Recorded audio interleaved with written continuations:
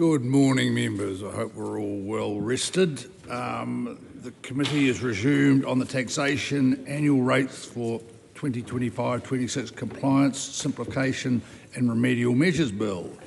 When we were considering the bill last night, we were debating part 2. This is debate on clauses 4 to 106, amendments to income tax 2007 and part A of schedule 1. Once again, the question is that part 2 stand part. The Honourable Dr. Deborah Russell. Mr. Chair, I just want to traverse briefly where we'd gotten through to last night. We had worked our way through part 2 to around about clause, where am I, up to the sale of exempt electricity. So that was clause 19. And in addition to that, we had spent a substantial amount of time on the Minister's amendment paper 560. Now that it was a really important amendment paper. It was the one that introduced the assistance for families in this fuel crisis, giving them an extra $50 a week. And as I've previously stated, the Labour Party will be supporting that amendment. But that amendment paper has probably been done over now, and it is time to move on. That's my advice and observation. Yes, indeed. So I do want to outline what there is still to discuss in part 2. So there is a series of changes to the investment boost rules. There is a series of changes around the Foreign Investment Fund and Revenue Account Method rules. There's a series of changes around employee share schemes. And very importantly, there's an entirely new amendment paper as well. It arrived earlier this week, amendment paper 559, and there is a very substantial change in that amendment paper around infrastructure funding and the thin capitalisation rules for infrastructure funding. So there's those major topics still to canvass in part 2. So there's a lot of work still to do in this, and in particular that work in the on the amendment paper, because of course that has not been through the Select Committee. The Select Committee did some work on those thin capitalisation rules, but we did not have the legislation in front of us. We just were talking general policy. So, as I said, a lot of work to do in this section. So, going back to where we left off, I want to go just at this stage, given that what the member has indicated about how much work to do, the back and forth nature would probably assist rather than 5-minute speeches on each part of it, then would maybe indicate progress. That would be great, Mr. Chair. Of course, that will depend on the Minister and the Chair participating. I note that the Minister and the Chair is not actually the Minister responsible for this bill, so that could be a little bit tricky at this stage. I'm sure the Minister... impact player off the bench. The Minister and the Chair at the moment will in fact do his best, and I'm sure he's looking forward to every moment of tax conversation. I'll put my hand up for this. And I'm sure he'll be ably assisted by the officials who are there. That's right. So the Minister will be aware that his voice does get picked up on the microphone. and of course, if the Minister responsible for the bill is not here, it does make it rather difficult to have a whole lot of back and forth. But let's give this a go. So I just want to start on clauses 33 to 35. And these are a series of changes to the investment boost rules, or the immediate write-off rules, the accelerated depreciation rules. So the rules that were brought in on budget night last year, we debated them at the time, and of course the difficulty with legislation brought in on budget night is that, again, it hasn't been through a select committee process, so it can be very hard, try as they might, for officials and drafters to get them perfect. It does take time to get tax rules sorted out. So the first question I want to ask the Minister, and given that we've asked for the back and forth, is what feedback the Minister and Inland Revenue were getting that made these amendments necessary. There would have been something that came up that triggered this from either from within Inland Revenue or from within the tax community that said, hey, you've got to get this right. So I'd just like to know what feedback the Minister and Inland Revenue were getting. Well, Mr. Chair, if we're going to do a back and forth, we actually need the Minister to participate in this. Russell, As I've said, there's a long way to go on this bill. So I'm going to give the Minister a little bit of a chance right now. Is he able to answer the question as to what information or advice that he was getting and that Inland Revenue was getting that made these changes necessary? Mr Chair. Ryan Hamilton. With that debate on this question now closed. Mr Chair. Mr Hamilton, just bearing in mind what you've heard, bearing in mind what took place last night, you'll be aware there's quite a wee way to go here. I won't say you're trifling with the chair, but just make sure the bill is in front of you and be following progress yourself, and then you might get some idea of where we are and the likely success of a closure motion. I might have to say that it's fairly early given the progress we're making through the bill at the moment, given the message from the chair last night. Thank you, Mr Chair. So I am waiting. I'm sure the officials who are there will be quickly drafting a response for the Minister. It is actually quite important to know where the information was coming from about the need to introduce these changes to these accelerated write-down rules. So I want to go to replaced section DI for a VII. Let me see if I DA4 III. So there's let me see if I can find exactly the right spot. It's quite interesting. What I want to know there is it expands the meaning of improvements and yes, I found it here now. And it expands the meaning of improvements and it extends it to all asset classes, including petroleum and mining development expenditure. So in the original legislation, we just had the word improvement, so there could be an accelerated write-down for improvements. But now we've actually changed that word improvement to alteration, extension or repair. So I'm just asking what was going on there, what advice that the Minister was getting, what advice officials were getting that said that the word improvement wasn't sufficient, that we actually needed that rather clarified definition of what an improvement was to alteration, extension or repair, if the Minister is able to answer that question.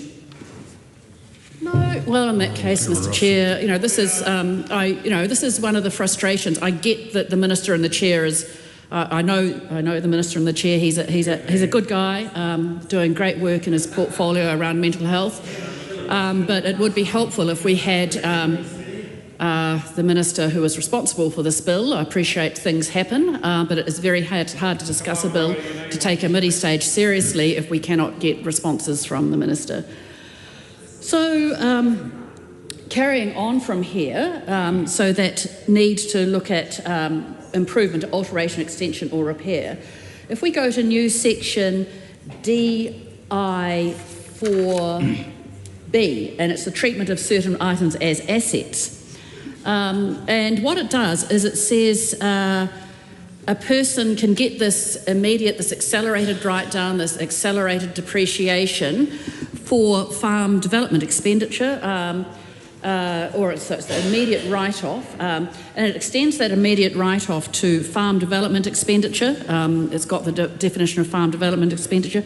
All petroleum development expenditure, all mining development expenditure incurred by a person, and an alteration, extension or repair of an asset of the type in any section. Now, this is kind of interesting because of course, those development expenditure rules are sitting there in order that taxpayers who are developing an asset can capitalise that, and they get more immediate, if I recall correctly, more immediate write-offs. But now they're going to get this accelerated depreciation as well. So there's two questions here.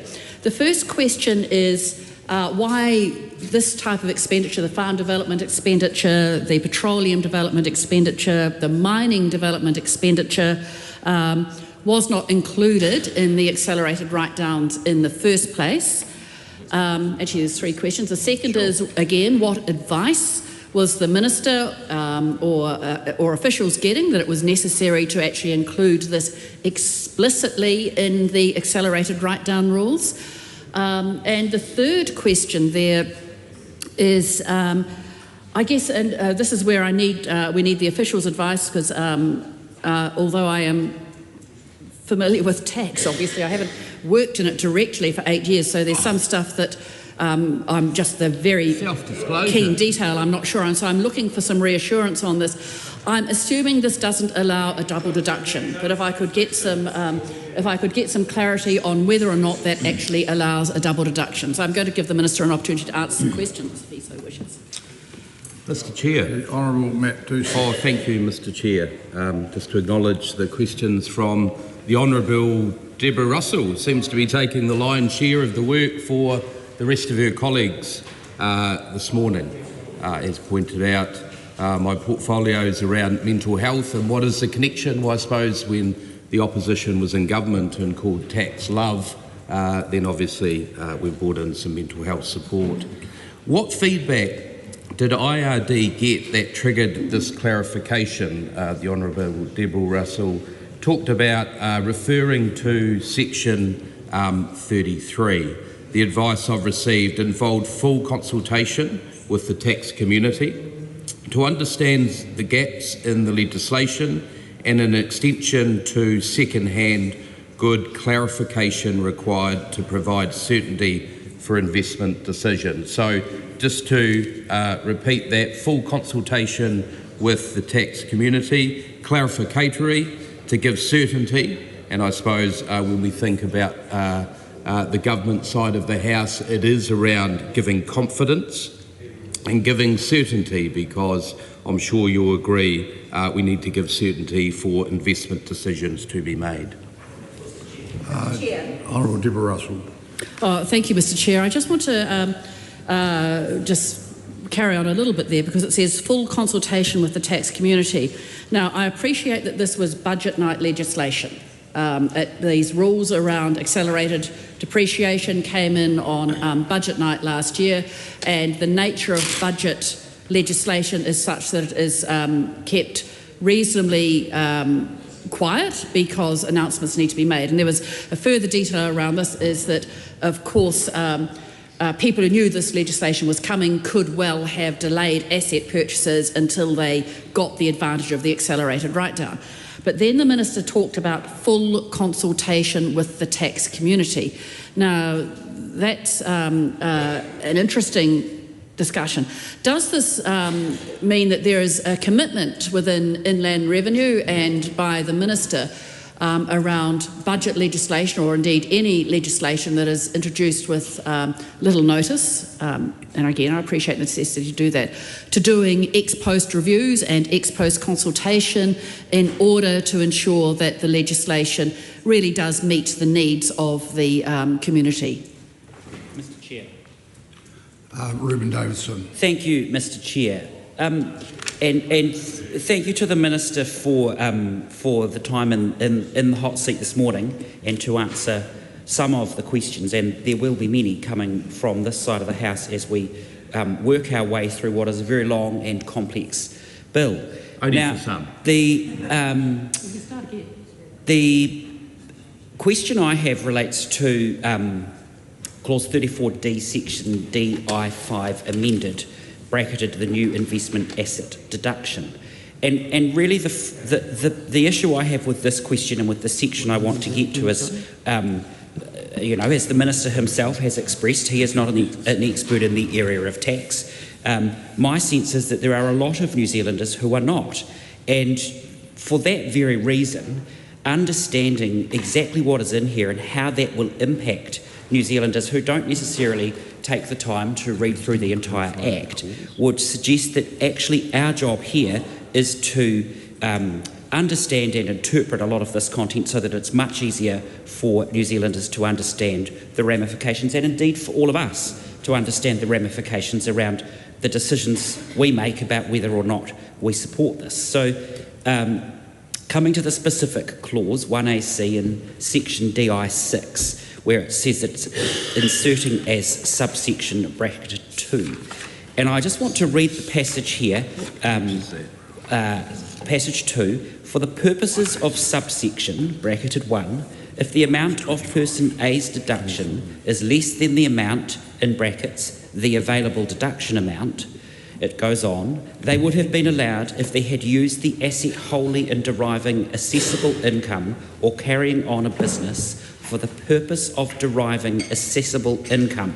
Thankfully, there's a bracket at this point, which allows me to catch my breath. But the passage goes on, the applicable amount referred to in subsection, bracketed 1, is reduced by the available deduction amount for the purposes of quantifying the amount of depreciation loss under subpart EE or the amount of a deduction under subpart DO, DP, DT or DU as applicable. So the question is a very simple question about what is essentially a very complicated series of words in the bill, which really is what does that mean in plain English, and can the Minister give us an assurance not just that he understands it, but that we are all able to understand it, and that most importantly, the New Zealanders for whom this will apply are able to understand exactly what that means. Honourable Deborah Russell. Mr Chair, I do want to go to a couple of very specific questions now. They will be my last questions on this part, and I hope the Minister is this section before I move on to the next major topic of employee share schemes. But I want to understand in particular the policy decision around DI 4B B and C. So this is new section DI 4B, subclause B and subclause C. Now, we've been allowed a deduction for development expenditure. I just want to remind the Minister he hasn't yet answered my questions on development expenditure in general, and so I would appreciate an answer on those. But 4B and 4C give accelerated write-downs for all petroleum development expenditure and all mining development expenditure. Now, there's of course a broader question around this, and that is to do with, certainly in the case of petroleum development expenditure, whether we should be encouraging petroleum development expenditure in our Income Tax Act, given the pressing needs of climate change. It seems there's a policy decision taken here in the Tax Act to support fossil fuels. That seems like, I get the reasons for consistency within the Tax Act, but could the Minister please explain why it is important to support fossil fuels in this way, given the crisis the world is facing in terms of climate change? And I also want to point out that no matter what, the type of fossil fuels that are available in New Zealand would not replace the type of crude that we get from Iran and from the Middle East. It's not the right quality of crude. So why are we mining these fossil fuels in New Zealand, and why are we encouraging these in New Zealand? There's a second point here, and it says all mining development expenditure. Now, on the Labor Party, we are not opponents of mining at all. We recognise the wealth it can bring to a country, but we are opposed to new coal mining. But this is all development expenditure for new coal mining. So I'm really worried about this. So would this create an incentive, for example, for mining, expanding the mine on the Denniston Plateau? There's some stuff here that just really goes against our conservation aims, and it goes against the rules we have, what we're trying to do in terms of climate change. So right at the start, when this bill was introduced on budget night, it was clear that the accelerated write-down was available for fossil fuel mining. And we opposed it then, but I also oppose it in this sense. So even though we thought the accelerated write-down was a good idea, extending it to fossil fuels was an absolutely bizarre thing to do. So I wonder if the Minister could just give some reason for the policy decision, take a call behind the policy decision for allowing petroleum mining and allowing coal mining to be supported in this way. Take a call, David, take a call. Mr Chair.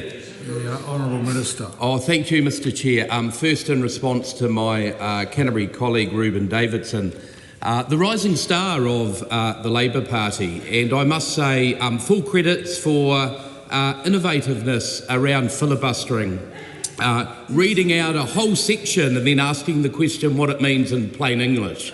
I look forward to more of those questions.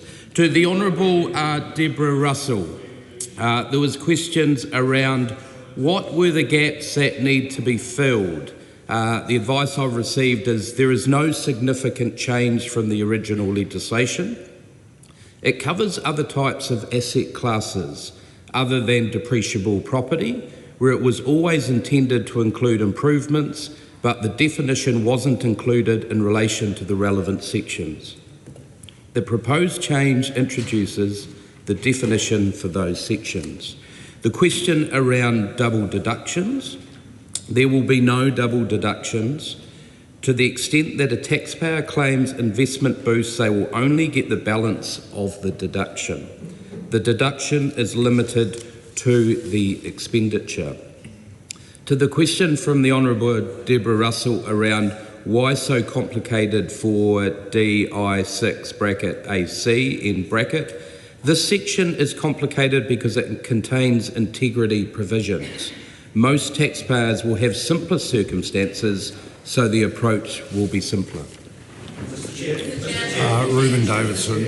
Thank you, Mr Chair, and thank you to the Minister for the answers to previous questions. Yes, and as my colleague points out, for reading out his responses to my questions asked. And what are you reading? I'm reading the bill, Minister. I'm reading the bill. Word which for is word. what my questions Hadn't relate even come to the House and prepared questions. Minister, I won't warn you again. When you are engaging in a cross-party, you have a microphone, which you have an advantage over everyone else in the House does. So please, flippancy goes through the House, does give you an advantage. So please take cognizance of that. Questions, though. Yeah, well, I'll decide that, not you as Minister. Thank you, Mr Chair. I'm now wanting to ask some questions specifically around the clauses in this bill, which is the document I have in front of me for the Minister's reference, around the employee share scheme rules. And this is really important, especially for New Zealand's economic development or economic growth, depending on how you want to interpret the title of that portfolio.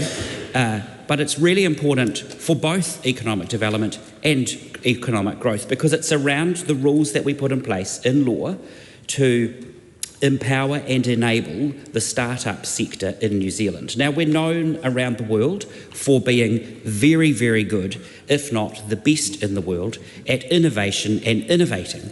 And our startups, the length of the country, many of which I've had the privilege to visit and see what goes on, are leading the way with new ideas and with developing talent locally and attracting talent internationally. But a big part of attracting and holding that talent in our innovation and startup sector comes down to allowing those employees and individuals to be invested not just in the realisation of the idea, but also in the potential growth and monetisation, that transfer from IP to IPO that those companies are seeking to have.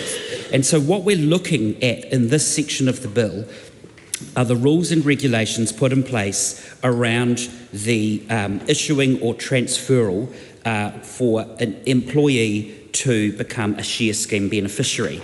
And there's a specific reference in the bill here that EA4B, deferred tax for unlisted employee share schemes, in clause 2, where it speaks to the employer may, at the time the shares are issued or transferred, designate the shares issued or transferred to an employee share scheme beneficiary as employee deferred shares. Then it goes on to say, and there's an underlined section here that gets very interesting. So it goes on to say, if the employer makes that designation, the employer must notify both the Commissioner and the employee share scheme beneficiary of that designation within, and this is the number, within 20 days after the date of issue or transfer, or by a later date allowed by the Commissioner. So my question for the Minister here is, what's the process for the designation of that later date? Is there discretion?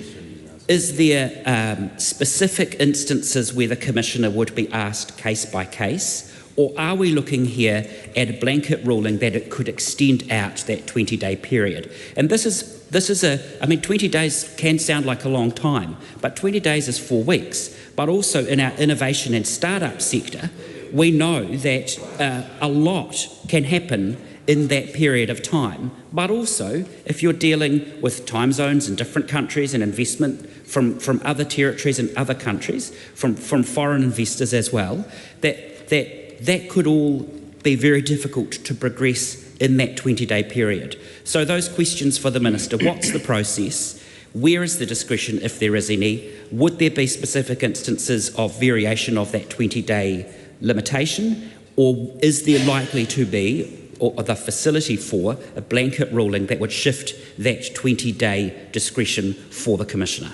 Mr Chair. The Honourable Minister. Thank you, Mr Chair. In response to the Honourable Deborah Russell, who asked her question, why include petroleum and mining expenditure? I've been advised the decision to include petroleum and mining expenditure, these were included in investment boost so that all expenditure and capital investment is treated equally. It is a good policy that aims at driving productivity for all sectors.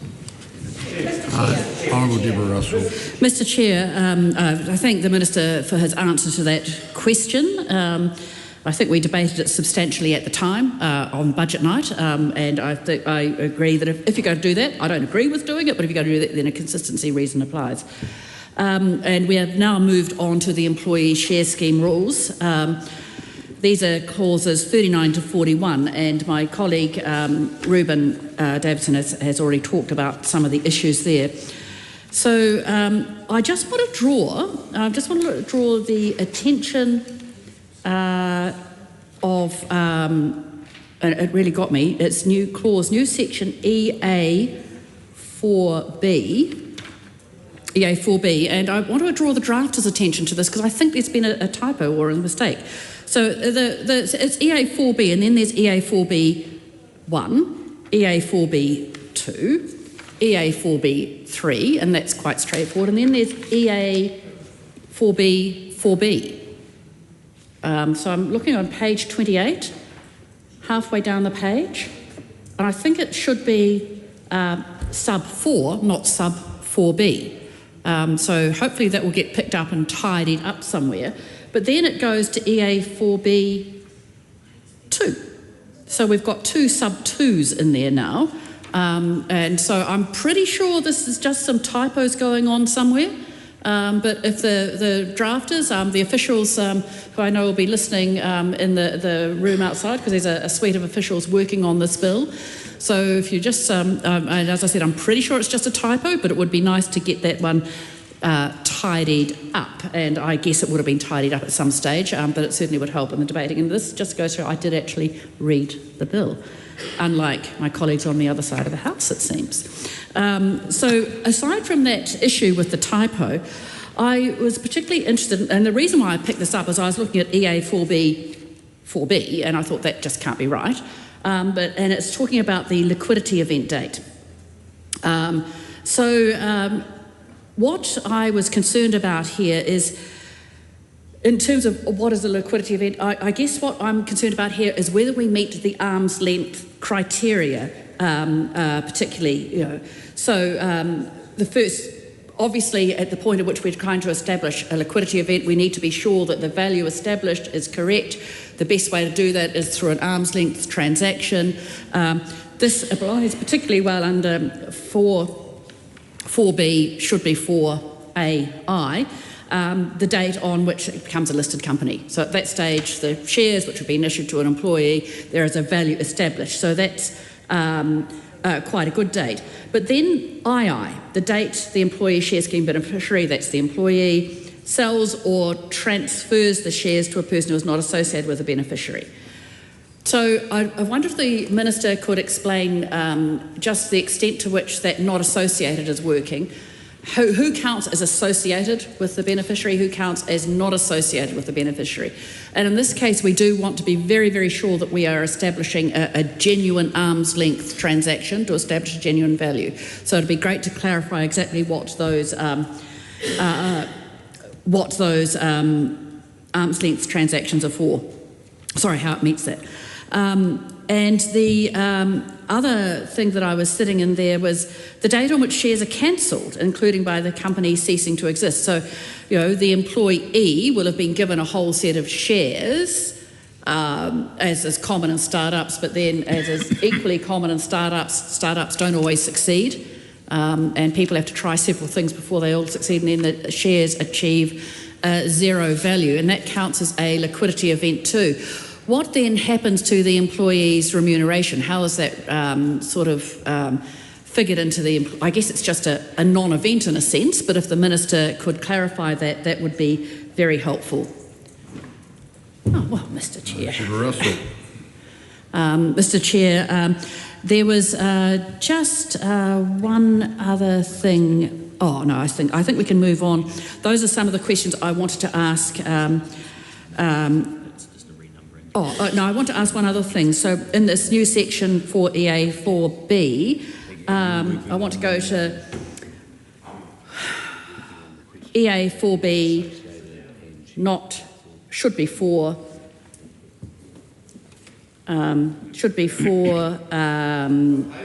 B, page 28, 4B. It talks about the shares, the date is obviously the sale date. Then it talks about unless the shares are subject to a restriction that prevents their disposal. So it means the date on which the restriction ends. So I'm just trying to think about that, if the Minister could clarify. I'm taking it's the instance where perhaps the shares are listed, but the employee is not permitted to dispose of them until, say, a year after the listing date or something like that. Now, that might be a fairly common thing to do to ensure that the employee's expertise stays with the startup and so on, or that they're... so I just wonder if the Minister could clarify exactly what sorts of restrictions might be envisaged there. And again, when it's coming to associated persons or not associated persons, so trying to establish that arm's length thing, does the nature of restrictions, does that create a relationship that fits within the associated person rules and things like that? So I would hope that the restriction has to have a very certain date to it. Otherwise, I could see trigger events or a very certain trigger event that then says, no, this restriction is at an end. Otherwise, I could see the possibility for manipulating the date at which there is a liquidity event and therefore manipulating the value of the liquidity event. So I wonder if I could just get some clarity around that, please. Mr Chair. Reuben Davidson. Thank you, Mr Chair. Just to further probe into one of these clauses, clause 41 here, which is the amended income from disposal of original shares under share lending arrangements. In 2B here, it says, in section EA5 bracketed 1C, replace, and then it quotes, in the following income year, and then in brackets, the later income year, with in a later income year. So what you've potentially got there is a shift in my reading of it, and I'm seeking some clarity from the Minister. If you're saying in the following income year, that's very specific, that's next year. If you're saying in a later income year, that's very broad, so that's potentially any year following the one you are in, which implies or could imply a period of deferral, well, an infinite period of deferral, because you're saying a later income year, not the following income year. So it's really some clarification from the Minister about his understanding of what that means and how broadly that could be applied, what risks that might pose, because all of a sudden something that had to be tidied up in the following income year now may never be tidied up or could be tidied up in 2 years, 10 years, 50 years. So some clarification from the Minister about exactly what the change there in 2B clause 41 will mean? Mr Chair. The Honourable Minister.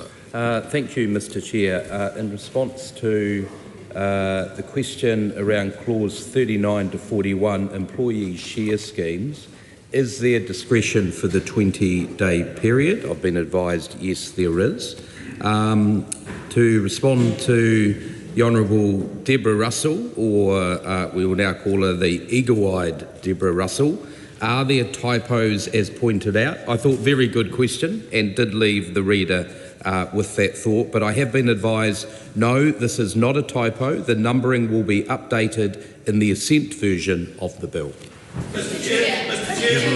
Mr Chair, I think there are still a few more questions that the Minister hasn't answered yet, but I think we've dealt with the questions around the employee share schemes. That still leaves a couple of major topics in this section. One is the Foreign Investment Fund and Revenue Account Method rules, and the other is the matter introduced in the Minister's amendment paper, which has not been discussed in detail by Select Committee, although we discussed some of the policy proposals there, and hasn't... we did not have submissions on it. So I do want to cover some of those issues quite carefully. So I want to move to... aside from the questions that the Minister hasn't been able to answer yet, and I'm sure he will do so in due course, I want to move to clauses, I think it's 51 to 67B, and that's the revenue account method rules for the alternative to the Foreign Investment Fund rules. Now, first of all, just before I do that, I just want to note a couple of other things. It's to do with the accepted financial arrangement, so an EW5 replacing 50,000 with 100,000, and in EW57, no, a few others, I think it's EW57 replacing $1 million with $2 million. I think these are good changes. Those thresholds were put in place a long time ago, and I think there was a real need to update those thresholds for the financial arrangements rules. So no particular need to discuss those. We agree with those changes, and I'm sure that had we been in government, we would have been doing much the same. So moving on to the Foreign Investment Fund rules. Now this is a very, very technical area of the Income Tax Act, and very roughly how the rules work is that if a person has, I think it is 50,000 of shares, foreign shares, they have to value those shares at the start of every year, and then treat 5% of the value as taxable income and pay tax on that. So not pay 5% as tax, but say 5% of that is income, 5% of that value is income, and then the income, it's included as deemed income in the person's tax return. What, of course, that is a tax on unrealised gains, or you can also get unrealised losses out of it. And there are some particular difficulties associated with that, especially for shares that are not in a listed company, or shares that because then there's no mechanism for establishing a value. And of course there are also particular issues for American citizens who are tax resident in New Zealand. America, the United States taxes its citizens, not its residents. And there were some particular interactions with the capital gains tax rules in the States and the rules here, the fifth rules here in New Zealand, which have been creating genuine difficulty for people. So, and so we've now introduced the revenue account method. Now that's, so any dividends received are taxable at a person's marginal rate, and the gain or loss in any value of shares is going to be included in income and tax, but the value would be discounted by 30%. Now, I think that's the way it works. So look, the policy intent is to reduce compliance costs for taxpayers and really to remove not just compliance costs, but also to give people a way around having to pay taxes on unrealised value when they may not actually have the cash in hand to do so. And it really has been a point of friction in the tax system. Nevertheless, I want to understand when a person may use the revenue account method. So, the person has to be a RAM taxpayer or a RAM interest. I have to say that acronym brings to mind sheep, but, okay. Hope our farmers don't take this as an incentive to start using this method either. So I want the Minister to clarify exactly who may be a RAM taxpayer, and that's sort of, there's a little bit of confusion there. It's hard to work your ways through this. Perhaps a RAM taxpayer, it's a person who's if the Minister could just set out in clear words what a RAM taxpayer is. Honourable Minister. Excuse me, Mr Chair. In response to the Honourable Deborah Russell question around who is associated with a beneficiary and who is not, been advised the meaning of associated person is in subpart YB of the Act. There are no special rules for its proposal, so to clarify, the ordinary rules apply. What happens to employee remuneration on the date shares are cancelled? Been advised when shares are cancelled, an employee will generally be compensated for the loss of the shares by the employer. This may be in the form of a cash payment or different shares of the same value. This is common in share restructure situations. This will trigger a tax liability. Mr Chair. David McLeod. Move that debate on the question now close. We're still moving, but let's keep moving. Please, Ms Russell. Clearly the two areas where I feel as though we need to do some more work yet. So just carrying on through looking at a RAM taxpayer, I want to understand then what a RAM interest is. And if a RAM is sort of, there's two definitions here, which I think we could do with plain English for, so that ordinary, the people who this affects, and I know there are a number of just fairly ordinary people who this affects who kind of want to now understand whether or not they can be a RAM taxpayer or whether they have RAM interest. So we're looking for a plain English version of what a RAM taxpayer is and what a RAM interest is. I think it's really important here as to what dates this applies from. So I recall, actually, when I first became a Member of Parliament, getting on for close to 9 years now. It's hard to believe this is my 9th year in this place. I immediately had people approaching me over this particular issue. People who had lived in New Zealand for some years but still had shares overseas, particularly in the States. So I want to understand if those people can now use this RAM method or whether they are still required to continue using the standard foreign investment fund rules. Now, as I said, this is a point of friction for those people, so is this going to solve that point of friction for people who've been here for a very long time indeed? Mr Chair. Francisco Hernandez. Thank you, Mr Chair, and appreciate that the member, Dr Deborah Russell, is going clause by clause, but I did have a question that I wanted to ask now, which is slightly, I think, ahead of, or not quite where she is, because I do have to leave at 10. My question is around the owners in council mechanism for the family boost package and whether there was consideration given to using that mechanism for the amendment paper and the fuel crisis relief package that the government is offering. Now, the change that this bill is making is that it allows the rates of the family boost to be set via orders in council, which is of course, a much simpler mechanism than setting them via legislation. So, was there consideration given to making it so that the boost that the families are getting through the fuel crisis relief package is done via that mechanism as well? Because we know that this crisis is going to be quite a fast-moving one. We can't predict the future. We don't know what's going to be happen. So it just strikes me that the orders in council mechanism is a kind of much better way to potentially set the rates that are in the minister's amendment papers rather than going through the changing of legislation, because the flexibility that it offers is that you can set the order up, that you can adjust the rates up or down depending on the price of the fuel, depending on like what's happening with the international market. So that's just my very quick question to the Minister. I'm looking forward to an answer to that. Deborah Russell. Mr. Chair, as well as a RAM taxpayer and a RAM interest, there is then an extended RAM taxpayer. Now that's kind of an interesting, I'm thinking about extended RAMs, and I'm thinking that Sue's Redmayne has probably got a little bit of information to share here. What's an extended RAM, Suze?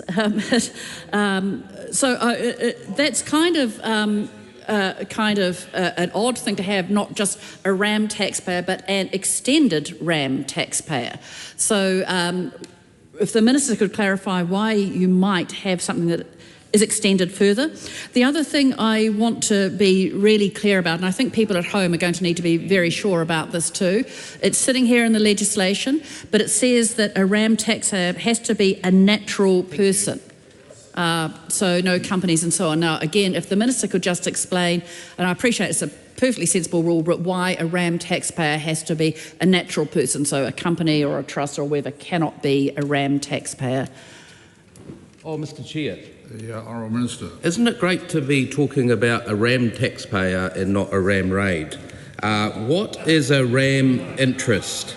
It is not a liquid foreign share, which means not easily be able to be sold or converted, such as not on the stock exchange. When a person may use RAM, I've been advised the person must be a New Zealand tax resident on or after the 1st of April 2024, and the person must have been a non-resident for at least 5 years before becoming a New Zealand tax resident. To the question from Ruben Davidson around Clause 4, Section EA5, the question was why the change from the latter income year to a latter income year. The relevant disposal or return of shares can occur in more than one income year later for a returning share transfer. This is why the change was made. Mr. Chair. Deborah Russell. Mr. Chair, I'm grateful for the explanations that the Minister has made around the revenue account method, and it is a highly technical piece of legislation. So I think rather than pursuing it further, we're going to have to I actually just want to move on from this now, and I appreciate that we have been spending a large amount of time on this part. Nevertheless, there is one more set of rules that I want to have a really good look at, and it's going to actually be quite important to have an extensive look at this, because they are the rules around thin capitalisation. Now, these are contained in the Minister's amendment paper, Amendment Paper 559. This amendment paper was made available, I think, on Monday of this week. I'm pretty sure I picked up a copy of it then. It might have been earlier, might have been a little bit later. So this, I think, is the first time that we've had an opportunity to have a look at the actual legislation. The particular ideas were discussed in Select Committee, but not the legislation. So there's quite a bit of work to do on this section. So just to set the context for the House, a brief explanation of the thin capitalisation rules. It's a method, look, what multinational companies could do, if you're not careful about it, is locate all of their debt in New Zealand and get a deduction for it, even if they didn't actually have a lot of their investment in New Zealand. It's a pretty standard strategy for shifting funds around the world and getting the best tax deduction possible. So what the thin capitalisation rules do is that they make sure that companies don't load a high proportion and commercially unrealistic level of debt into New Zealand and claim the high deductions. So I think under the thin cap rules, firms can have up to 60% debt financing here, or if they look at the average debt financing of the company across the world, they can have 110% of the average, the multinational's average debt financing located here. And what that does then is it ensures that the deductions that are taken in New Zealand are fair and reasonable. But the trouble is that that sort of tended to, it did preclude, it can in some ways be a barrier to some investment. And we do want to ensure that we encourage inwards investment as well. And we know that we need it around infrastructure. So these thin capitalisation rules are now being modified to ensure that we're getting inwards investment for infrastructure, that then those companies can get a reasonable deduction. And particularly they have to have third-party debt and all sorts of things going on there. But provided it's an infrastructure investment, they can get the full deduction. And I hope the Minister and the Chair is appreciating that explanation as well, given that the Minister who is responsible for this legislation is not able to be not able to be here at this time. And that, of course, happens. We understand this, but the Minister and the Chair is doing an excellent job. That's right. It's doing an excellent job. Where's one thing? So there are two new clauses here in the Minister's amendment paper, new clauses 69B and 69C. I have to say that 69B is a little dull. Sorry, drafters, led officials, but 69C is where all the work is done. And what 69C does is it introduces a new clause, FE7C. Now, FE contains all the thin cap rules, so this is the obvious place for these new rules to go in. I want to go to new section. I managed to put an FEC there. Clearly, I've just got Finance and Expenditure Committee on mine. FE7C 1A. So what this does, it's FEC 1A says that people who can use this exemption to the thin cap rules for eligible infrastructure have to meet the requirements of FE21B, C or CC. Now, FE21B is a non-resident company, C is a resident company that is more than 50% overseas owned, CC is a resident company controlled by an overseas trustee. Roughly, that's how it works. But why not, and this is the question for the Minister, FE21, why would a non-resident who is not a company not be able to claim this deduction? If they are engaging in infrastructure, if they're providing funding for infrastructure. Now, I get that that's a highly unusual situation, but why would that not be able to claim that deduction? A non-resident who is not a company. And if, or CB, and why not FE21CB, a resident company that effectively has overseas control through counting up its holdings? Now, people who've worked in tax will know that there's kind of these wiring diagrams showing capital flows and cash flows and revenue flows and deduction flows and all sorts of ownership flows, and those wiring diagrams are very, very complicated, and you count up those holdings.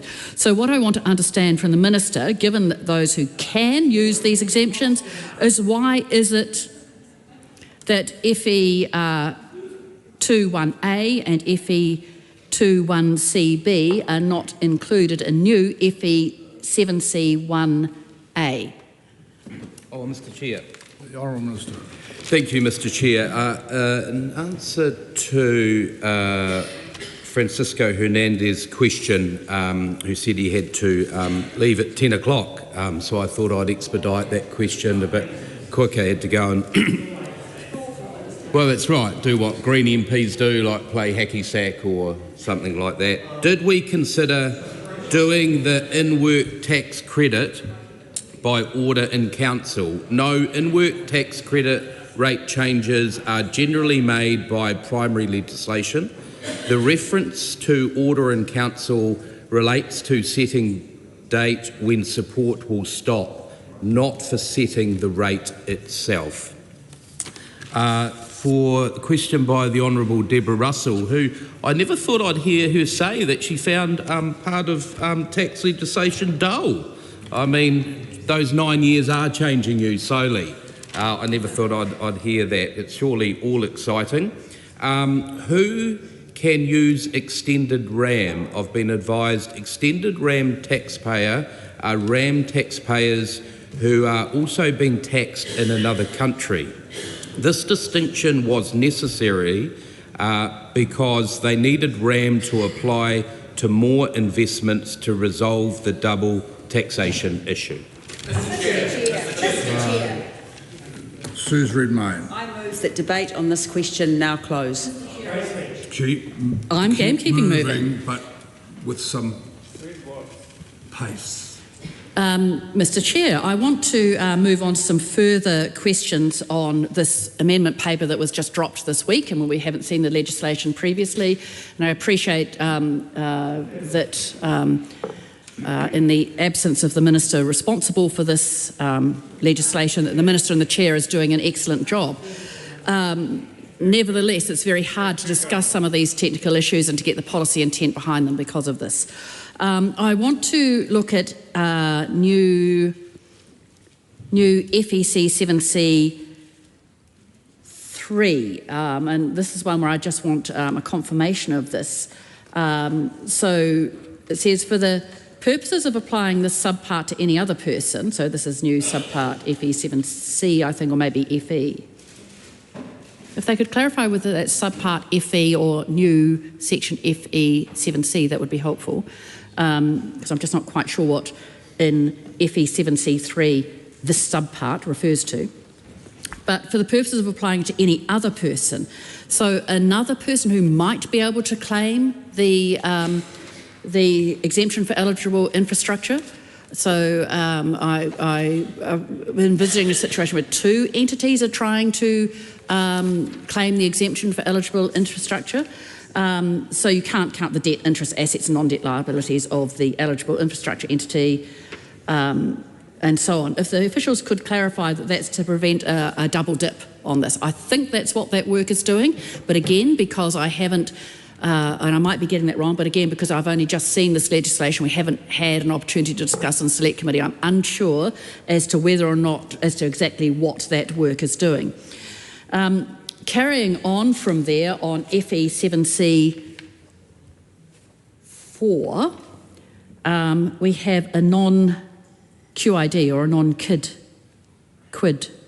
something other interest. I'm just disappointed that officials missed the opportunity for a full-scale Quidditch reference. They could have done that. But what it does is FE7C4, it sets up an amount of income that gets counted as income. And I was puzzled by that because it's got the subtitle income there. And of course, that led me to the question, this is all supposed to be enabling a deduction. And I'm not quite sure how the mechanics of this are working. So where is the deduction itself enabled? Or is it the case that, first of all, we have the thin cap rules that prevent a deduction, and then this new section FE7C prevents the prevention of the deduction? Are we doing a double negative here?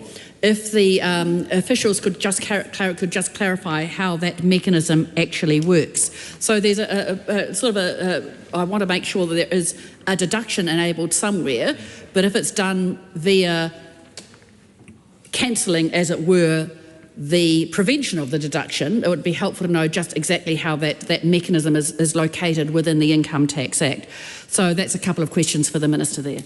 Mr. Chair, Honourable Minister. High productivity this morning. The question was, why would a non-resident that is not a company not be able to claim a deduction? I've been advised the provision is focused on companies because these are the most likely taxpayers using it. Other taxpayers can always incorporate a company to access this thin cap treatment. The next question was asked by the Honourable Deborah Russell. Why does Fifth RAM only apply to natural persons and certain trusts, e.g. family trusts? The RAM proposal was intended to remove tax barriers to migration and settlement of people in New Zealand and returning New Zealanders, hence why it is worded in this way. So I'm very grateful for that answer, and of course that makes good economic sense to encourage people to migrate into this country. So commend the Minister and the officials for introducing that change. Carrying on new section FE7C, I want to go to FE7C 7A. So we've got eligible infrastructure entity, and we're trying to define what that is. It means a person who is carrying on a business or project of creating, operating, maintaining or upgrading qualifying infrastructure assets the person owns. Now I've got some serious concerns around those qualifying infrastructure assets, and I do want to discuss those in a moment. And creating, operating, maintaining or upgrading seems reasonable for the actual asset that is being created. This legislation is supposed to be enabling or encouraging infrastructure development. But then it says that you can get, for an eligible infrastructure, it says any activity in New Zealand that is ancillary to or facilitates the activities described in paragraph I. And now I've been looking for that paragraph I, and I wasn't quite sure if, oh no, paragraph 1. So it carries on any such activity. What's going to be ancillary to creating, operating, maintaining or upgrading qualifying infrastructure? I just recall that in the when we were discussing the accelerated write-down rules a short time ago, one of the things that we discussed there was how improvement had been expanded to maintain, develop, something or other like that. The actual definition of improvement had been expanded into some particular words. I'm really worried that any activity in New Zealand that is ancillary to or facilitates the activities, that's going to be something that subsequently gets expanded as well to, or needs further explanation. So if we could have some examples maybe from officials of what sorts of activities would fall into that, ancillary to or facilitating the activities. I think 7AI is pretty clear, but 7AII is somewhat unclear because of that word ancillary and also those words facilitating the activities. So if the Minister is able to answer that, that would be helpful. Thank you very much, Madam Chair. Good morning. The question is, who is the any other person referred to in section FE7C? I've been advised the thin capitalisation rules apply on New Zealand group level. When an exemption applies to an entity that is part of a group, the normal thin capitalisation calculation applies to the rest of the group, disregarding the entity applying the exemption. Madam Chair. I'm going to take a call from Honourable Dr. Deborah Russell, but I do know in consultation with the previous chair that we are getting pretty close in this part too. So I know that you've been honed into this the whole time, so a couple more specific questions would be really good. Thank you, Madam Chair. I note that this particular set of legislation only dropped this week. It hasn't been examined in Select Committee. It's the last major topic I wish to examine in Part 2. I'm just asking to... Yep, and I've been moving. And I'm looking specifically to you as the member who's been honing in on this. So I'm going to keep on moving clause by clause through very steadily. Very quickly, questions and not comments. Okay. FE7C 7BII. And this is really interesting because it's talking about assets and which assets are recognised in the balance sheet. And it's 7BII and IV that are giving me concern. So in terms of valuing the assets, we have tangible assets and financial assets, deferred tax assets, but there are two there, intangible assets and goodwill. Now, how are they valued? This is really worrying me because, of course, goodwill and intangible assets are subject to quite a bit of opinion, as it were, in terms of their value. So there's an opportunity there to inflate the value of assets sitting on a balance sheet as to whether or not they can be, as to meet that threshold. So I'm concerned about how the value of those assets is going to be audited and policed by Inland Revenue. And carrying on from there, so if I could have an answer around the ancillary activities and these intangible assets. They are two areas where I think there's wriggle room in the legislation, and I would be concerned about that. C is kind of interesting, FE7C, sub 7, sub C, the things that an entity doesn't have. So a qualifying infrastructure group must not have these things. Just going to say that the reality is that it's a logical impossibility to prove a negative. It's a basic finding from logic. One cannot prove a negative. So how are companies going to be able to prove something that they don't have? I can assert that I don't have a cat, but proving don't have a cat is a different thing. So I would like some clarity as to how that is going to be policed as well. So that's 3 items there that I need some clarity from officials on. But then FE78, and this is the qualifying infrastructure. So it has to be a tangible asset in New Zealand that provides transport infrastructure, tick, I'm happy with that. Provides energy infrastructure, electricity generation, transmission and distribution assets, well, provided it's green electricity, that'd be a tick from us. Water infrastructure, that's got me a bit worried. Overseas companies owning water infrastructure and investing in water infrastructure. There's a few issues around that in New Zealand at the moment, and that kind of begs the question as to who ought to own our water infrastructure. So I'd like to know what the policy discussions were behind enabling water infrastructure to be owned, built, maintained, operated by overseas investors. Overseas investors expect a return. And I feel as though water infrastructure, this is a conversation we need to have in this country, is infrastructure that needs to be operated by and for the benefit of New Zealanders, not by and for the benefit of overseas investors. Telecommunications infrastructure, okay, no worries about that one. Waste infrastructure, it's got me a wee bit worried, but not as worried as the water infrastructure. But then the last one, social infrastructure. Hospitals. Schools, libraries,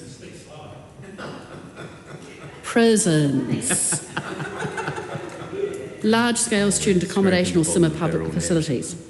The large-scale student accommodation, I could go, all right, that seems okay, but hospitals, schools, libraries, prisons. So this is actually a serious policy issue. This opens the door to private investment in our prisons. This opens the door to private investment in our schools. This opens the door to private hospitals, investment in hospitals, private investment in hospitals. This opens the door to private investment in libraries. This is a very serious policy question. And I think we need to spend some time in this House examining it, especially as this amendment paper was only dropped this week. There is a very serious policy issue here, and that is the extent to which there should be private investment in these entities. When we imprison someone, we take away... Madam Chair, this is a serious question. When we imprison someone, we take away their freedom. We take away their... That is a large and important thing for a state to do. But this says that people can derive a profit from the state imprisoning someone. That is deeply worrying. Our public schools have always been that, public schools. But and they have been provided by the state. And as much as possible, they have provided a free education. But if we are going to have private investment in our public schools, then that private investment is going to demand a return. And that private investment for operating and maintaining those school buildings takes money out of taxpayers' profits, taxpayers' money, and sends it off to private investors overseas. Is this the right thing for us to be doing as a country? So I want members on the other side to justify this. Why should we be enabling foreign investment in our prisons? This is a deeply serious matter, and I want a policy answer from the Minister in the chair. Someone else take this up quick. Honourable Matt Ducey. Oh, Madam Chair. I was just going to compliment the Honourable Deborah Russell for being so strong, but we're starting to falter a bit. Although Reuben Davidson did start off strong but faded a wee bit. Just answer the questions, please, Minister. But I see the Honourable Duncan Webb's come in and passed him a few questions, so no doubt he'll be back up on his feet now he's been prepped a bit better. The question around thin cap proposal, how will the value given to intangible assets be audited, policed by IRD? I've been advised the definition of intangible assets and goodwill follows standard accounting treatment, so IRD would check that this standard accounting treatment is being followed. The question from the Honourable Deborah Russell, what is FE 7C subpart 4, if I'm correct in that classification, doing? Subsection 4 effectively denies a deduction by deeming income for debt that is not third party from related parties, does not qualify, and the interest expense on this related party debt is deemed to be income. I'll just read that again, Madam Speaker. Subsection 4 effectively denies a deduction by deeming income for debt that is not third-party debt. Debt from related parties does not qualify, and the interest expense on this related party debt is deemed to be income. Ryan Hamilton. Debate on this question now close. The question is that debate on this question now close. All those in favour say aye. Aye. Contrary, no. The ayes have it. Party vote is being called for, please, Clerk. New Zealand National. 49 votes in favour. New Zealand Labour. 34 votes opposed. Green Party of Aotearoa, New Zealand. 14 votes opposed. ACT New Zealand. 11 in favour. New Zealand First. 8 votes in favour. Te Pāti Māori. 5 votes opposed. Taikuta Ferris. 1 vote opposed.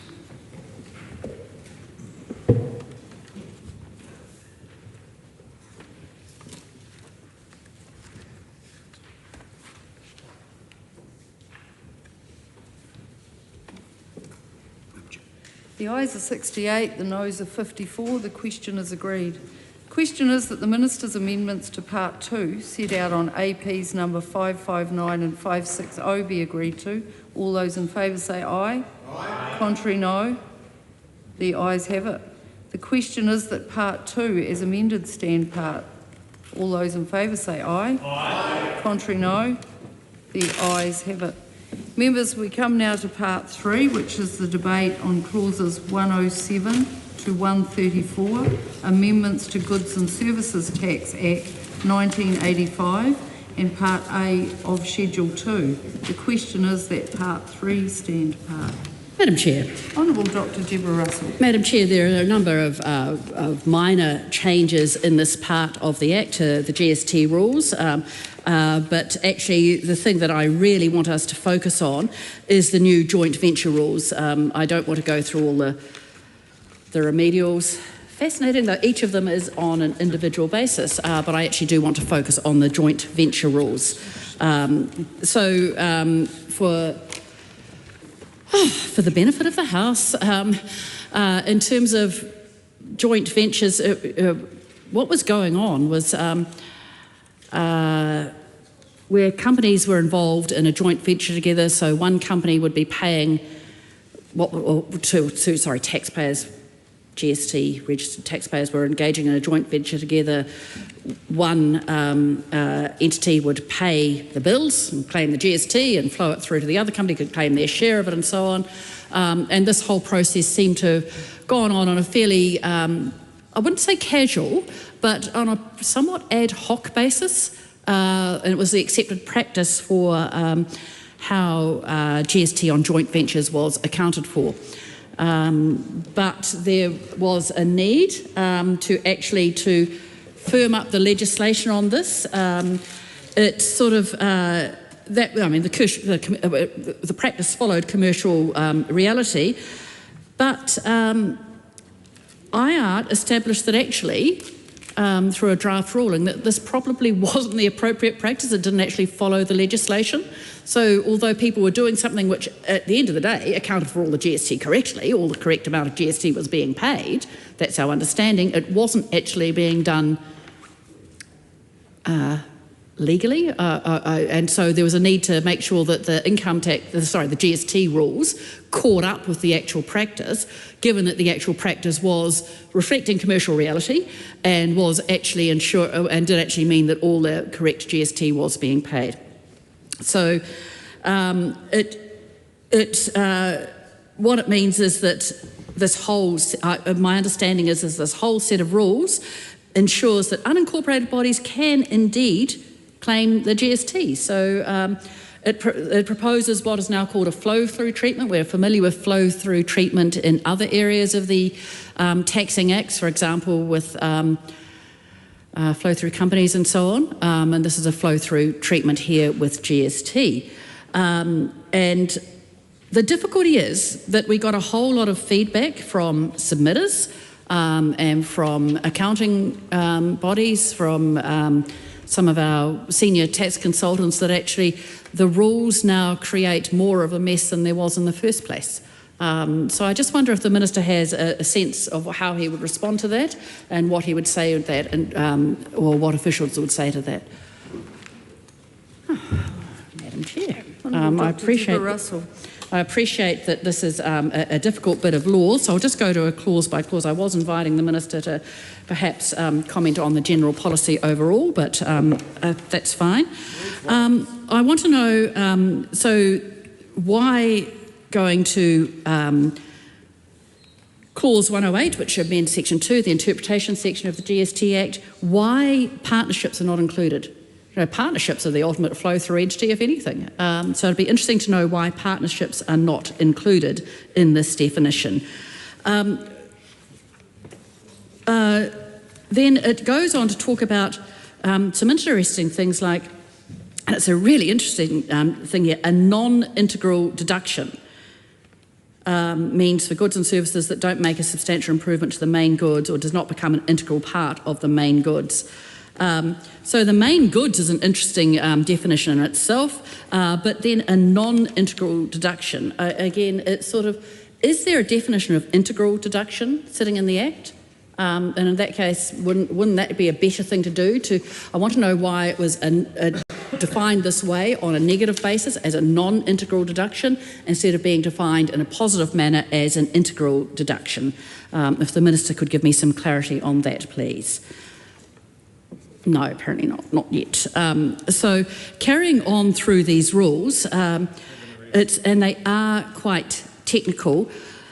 If the Minister could explain sitting in the zero rate, I think it's, I'm sorry, I've just lost my place here because the GST Act is a little bit complicated. It's one of those ones that could do with a good tidy up. I want to, so we've got a definition here under 109, new clause 109. It's amending Section 2A, the definition of associated persons, and it's replacing an ordinary joint venture and a member of an ordinary. We got an ordinary joint venture, a member of an ordinary joint venture is coming in, and we're inserting two members of an ordinary joint venture or of a flow-through joint venture when they transact in their capacity as members of the joint venture. So they now become associated persons, and I just wonder how that affects the associated persons in these flow-through rules for the new joint venture rules. Normally when we're looking at associated persons, we're trying to prevent some mischief, but this seems to be enabling people to conduct something together, and that just feels like a faintly different use of the associated person rules around GST. Madam Chair. Ruben Davidson. Thank you, Madam Chair. I just wanted to look at one of the clauses in here.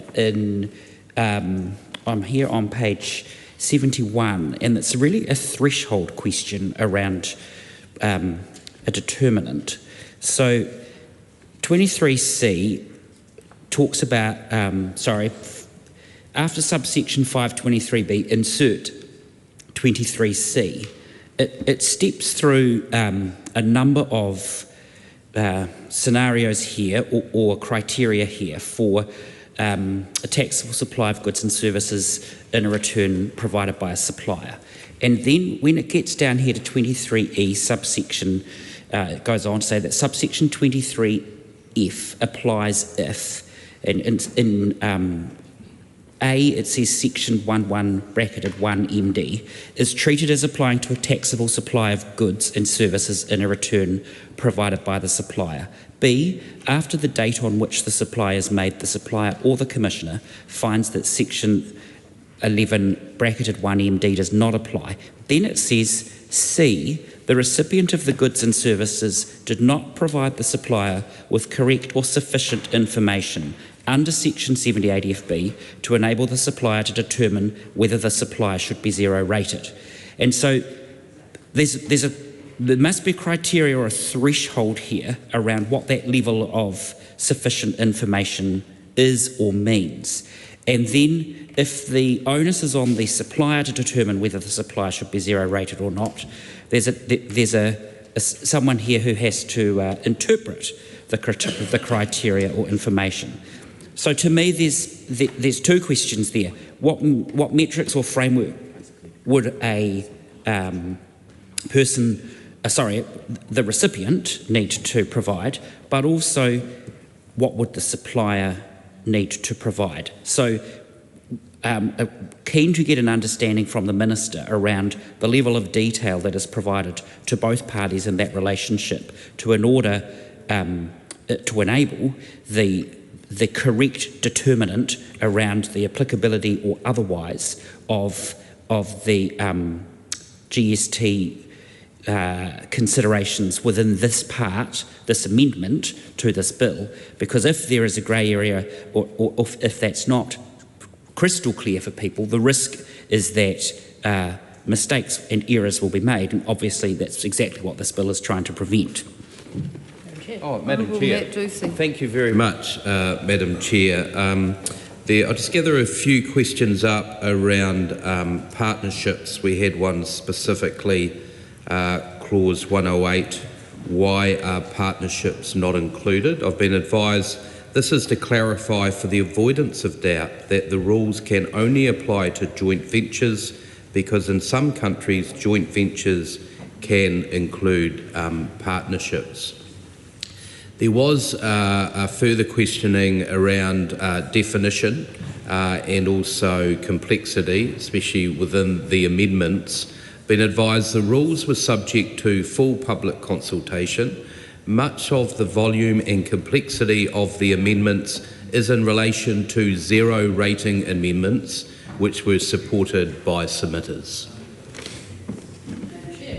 Dr. Deborah Russell. Madam Chair, I want to refer to clause 114, which amends the zero rating of goods.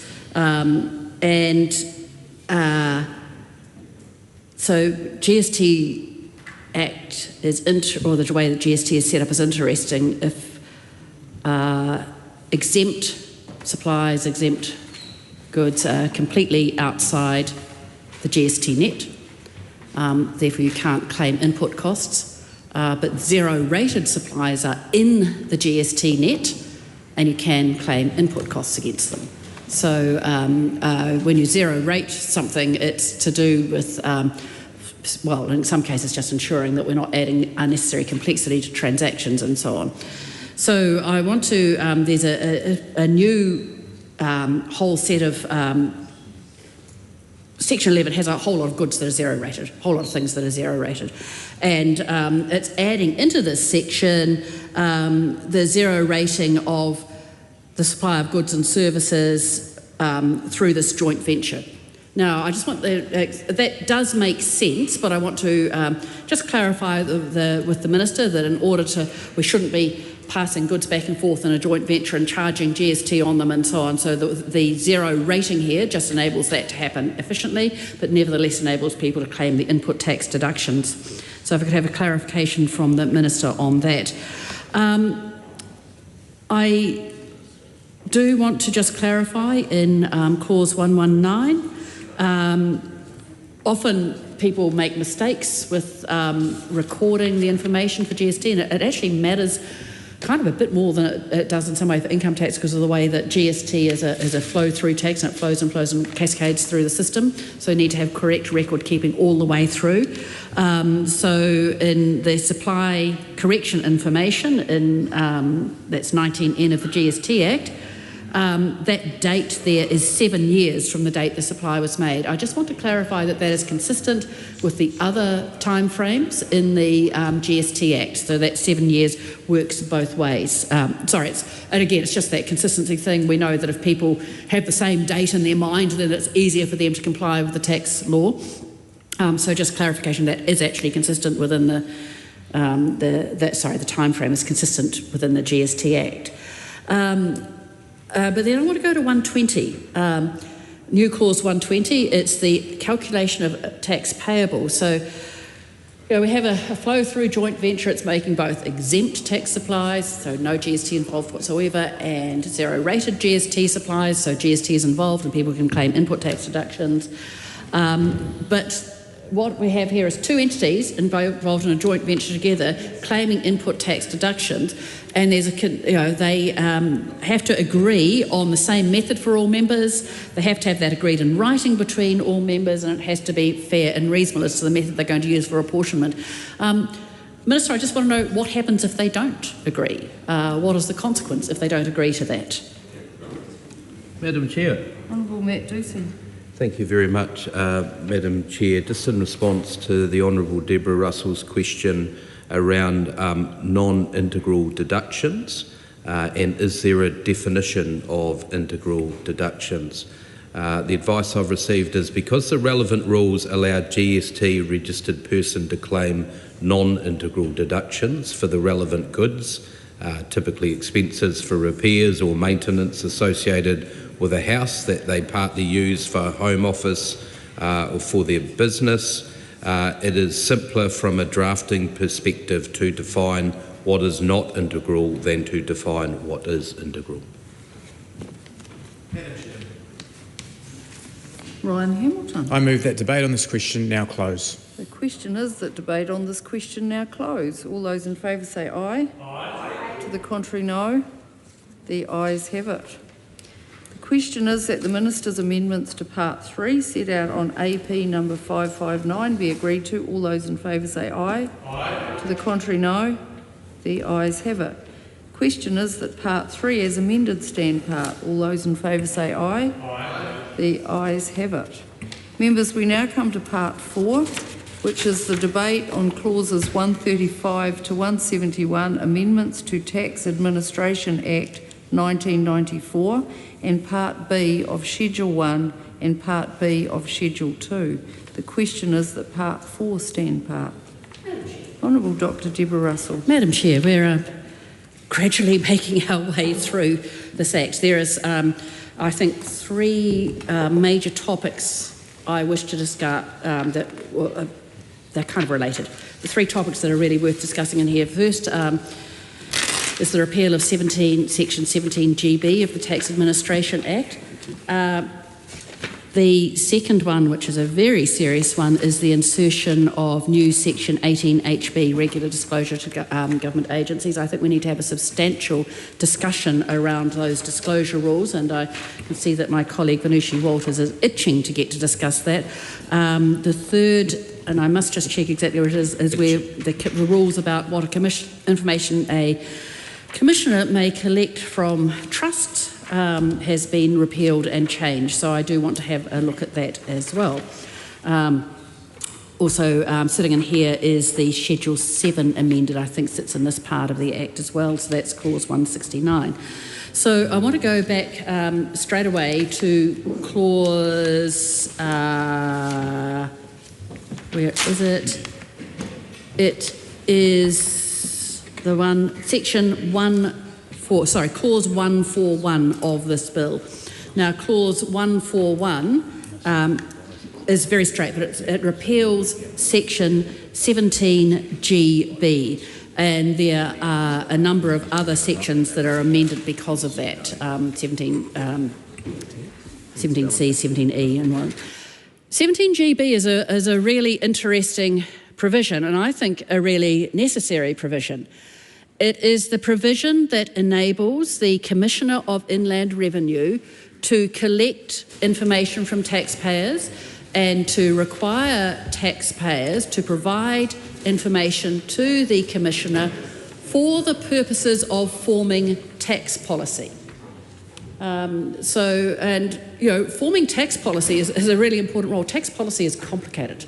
We have a very specialist team at Inland Revenue who work in tax policy, and people who make lifetime careers there, as I can see from some of the officials on the bench at the moment, who make lifetime careers in tax policy. I don't think we should bring the officials into the debate. Thank you. I was wishing to compliment them, but I will withdraw that comment then, and I'll make it in private later on. Informs it, and it is difficult to get tax policy right. Now, the Inland Revenue at the moment has an excellent consultation process, which they work through to get tax policy right. But even so, sometimes the information is simply not there. Now, this clause, 17GB, gave the Commissioner power to collect information from individual taxpayers or groups of taxpayers in order to see what was going on in the tax system, in order to see what patterns of behaviour there were, in order to see whether there was any mischief going on, in order to see what could be done better. The information could not be used for tax collection purposes. It was completely barred from being used for tax collection purposes. It could not be handed over to investigative teams or anything horrid like that. It had to stay sitting in that tax policy purpose. So there was no harm being done by this particular piece of legislation. But this government has decided to repeal that piece of legislation. Now, in the select committee process, really important groups of people, such as Chartered Accountants Australia and New Zealand, I'm trying to remember the others, but they certainly the Tax Justice Group, they urged that this clause be retained. So given that people wanted the clause retained, given that they saw value in it, given that they felt it made tax policy a lot better, why then is the Minister continuing with this repeal of 17GB, with repealing this really important plank in the way that we form policy? It's, I think, a real shame that it is being repealed, and I'd like the Minister to justify it. Anushi Walters. Thank you, Madam Chair, and I look forward to having a really robust discussion about new Section 143, which is the insertion of the new disclosure requirements, and in my view, a significant step into privacy rights, and I think that it really does require a broad discussion. There was an interesting point of view, which I agree with, put forward by the Privacy Foundation, where they make quite a compelling argument that there is no need for a new scheme of disclosure. So there is already the ability for information sharing agreements to be created under Part 7 of the Privacy Act. And the objection to using the current framework is primarily that it takes too long, so that it takes up to 18 months to get one of these agreements in place, and that's inefficient in terms of the purpose required for information sharing, particularly in regards to cases of fraud, etc. But the argument that the Privacy Foundation make is that actually the existing regime, so the Part 7 regime is sufficient. The delays that occur are not inherent or a necessary part of the system. It's essentially due to operational reasons. But they also argue that the existing framework is sufficient and there's no need for any of these changes. So they're arguing remove new section 143 in its entirety. There's no need because you could make operational efficiencies to make the current system work, and then you would also have the existing benefits of the system that we have. I do want to talk through the benefits that the current system has, because this is a clear choice that the government have made not to try and address operational inefficiencies and use the benefits of the current system and bypass those protections, which are important protections in privacy law. So the first protection they suggest is that the current system is a legislative instrument, and while it does take some extra time, it does help guarantee high quality drafting, high quality information, so the information that's required is confirmed by order in council. This would permit an agreement that sits outside of that framework, where there's an agreement between two agencies. Now, the value of having that agreed by order of council is, of course, then the House has the ability to disallow the agreement if it believes that it's in breach of the privacy principles. And again, that means that the ISAs, the AISAs, the information sharing agreements must be approved by Cabinet as well. So the time taken to do that is important, because it does mean that there's sufficient protection for individuals. The second thing is that they say consultation, and they're right, consultation needs to occur under the existing information sharing agreement. So under Part 7, you have to consult with agencies or people who may be affected before you put that into place. Again, it does take a particular amount of time, but the argument is that that's certainly worth it, because then you ensure that you're protecting information, and that the interests of those who may question the validity of a stretch into that information space can be taken account. The member does a very good job of interpreting the legislation, but I'm waiting for a question. So the ultimate question here is, why is there a need for the section at all, the new section 143? It is essentially, we still have these information sharing agreement provisions under Part 7 of the privacy regime. So that's there. The argument from the Privacy Foundation is that's sufficient. And what I'm setting out is why that is a better system. And if the government just chose to improve that system as opposed to imposing this new one, they would not only be able to get the information required, but individuals would still retain privacy. The other important point they make is that when information is matched or shared, the individual concerned would be alerted under the existing framework. That's not the case under the new framework. And their point there is that there can be errors that are made. So first question to the Minister is, why not retain the current regime and just address the operational issues that the Privacy Foundation have pointed to? Madam Chair. Honourable James Meagher. Thank you, Madam Chair. I'll just answer the question from the Honourable Dr Deborah Russell. This was a question around why repeal Section 17GB. And look, we acknowledge submissions on this, and we acknowledge people's feedback. But ultimately, the government had concerns that Section 17GB gave insufficient weight to the privacy of taxpayers, and it actually links into the point from Venushi Walters. And because of that, we thought a repeal was considered to be the best option for protecting the privacy interests of taxpayers. And just for some context, that Section 17GB had only been used once before previously. Honourable Dr Deborah Russell. Madam Chair, as I said, I think it's a real shame that 17GB hasn't been retained. Now, a number of submitters came to us and said, well, okay, we get that there were concerns around the use of 17GB, but then why not simply put more safeguards around it? Why not put more guardrails around it? So why not put explicit provisions into the law as to how it could be used? I do kind of agree that more guardrails could have been introduced in the first place, but why remove such a valuable tool from our policy officials? And it would be straightforward to put more guardrails around it.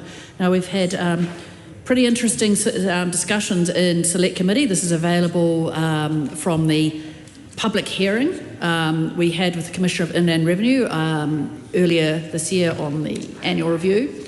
And he talked about the way that taxpayers' data is protected. He pointed out that there are really stringent provisions around that.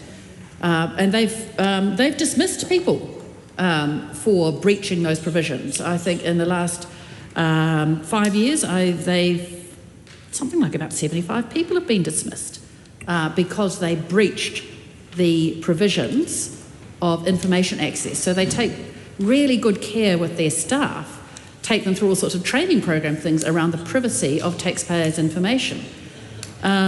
So I'm concerned that one way to use 17 GB would simply to have shored up the protections around it. Now, in discussing this again in public session, the assertion was made around 17 GB that the Commissioner actually had the power to collect the sort of information under 17 GB already, that it could already do so because he could use his powers around the stewardship of the tax system to collect the same information. Now that seems like a long reach to me, and I would like to understand whether the Commissioner can actually collect that information and to what extent taxpayers would simply refuse to give it up and what the Commissioner would do in those circumstances. So, we have a situation where we had a valuable tax policy tool. It could have done with more guardrails. A way of retaining that valuable tax policy tool would have been to have put more guardrails into it, and yet the Minister chose not to do so. Why not, Minister? Madam Chair. Honourable James Meagher. Look, I think it is a finely balanced argument, and we understand all the arguments, but I think what has tipped it in favour of repeal of GB is a couple of things. One is that the nature of that provision, in our view, was overly invasive to the point where it didn't adequately protect the privacy rights of taxpayers. And the second point would be that it generally wasn't used often. In fact, has only been used once. And so, in terms of a tool, has been used relatively rarely. So, with those two factors, we think that's it's finely balanced. But we've taken the decision to repeal it. And just in terms of the idea around more guardrails, I tend to agree that guardrails for privacy are important, and in fact the member pointed out to some of the guardrails that currently exist around repercussions for misuse of information and data that exist in the system. So we think it's probably a good argument, but we think it's in the right place. I'll take a call from Venushi Walters, but I am going to comment that we are getting more speeches than questions at the moment from a range of members actually, so I want this to be concise and clear, and I want it to be post clause number 143, which we've just discussed, because we're moving, as we made a ruling last night, that we're moving forward and the teams need to be organised and working in that structure. Venushi Walters. Thank you, Madam Chair, and I will be brief. So my first question was, why do we need it at all? With the existing framework is protective. The second option for the government was to adopt some of those protective elements of the current scheme into the new one. So specifically, I would ask the Minister why there is no inclusion of a requirement to give notice of an adverse action. So the current framework, for example, in cases where there could be an offence committed, and so you might want to information share, but the result is maybe a deportation. The current framework allows for the individual to be notified. There's notification requirements of a potential adverse action. The new framework doesn't appear to have that. So if the Minister could advise whether there was consideration for inclusion of some of those protective elements. The second one is on the reporting requirements. So the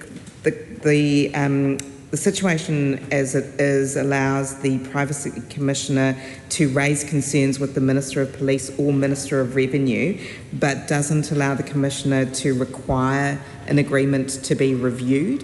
Was there consideration, or would the Minister consider that that is a useful clause to include? Honourable James Meagher. Thank you, Madam Chair. I'll just go and address the question from Venushi Walters about why new section 18HB is inserted. Essentially, the member pointed out that these kind of provisions do already exist in a sense through the ISAs. The problem with those is that they can take some time to process through, and they are helpful for a situation where it's unclear whether there is public support for the particular information sharing agreement to be put in place, and so that public consultation is required and helpful. When there is a situation where it's clear that there is a public benefit or public support for information sharing, that's where this new 18HB can come into play for a proposal for ministerial information disclosure.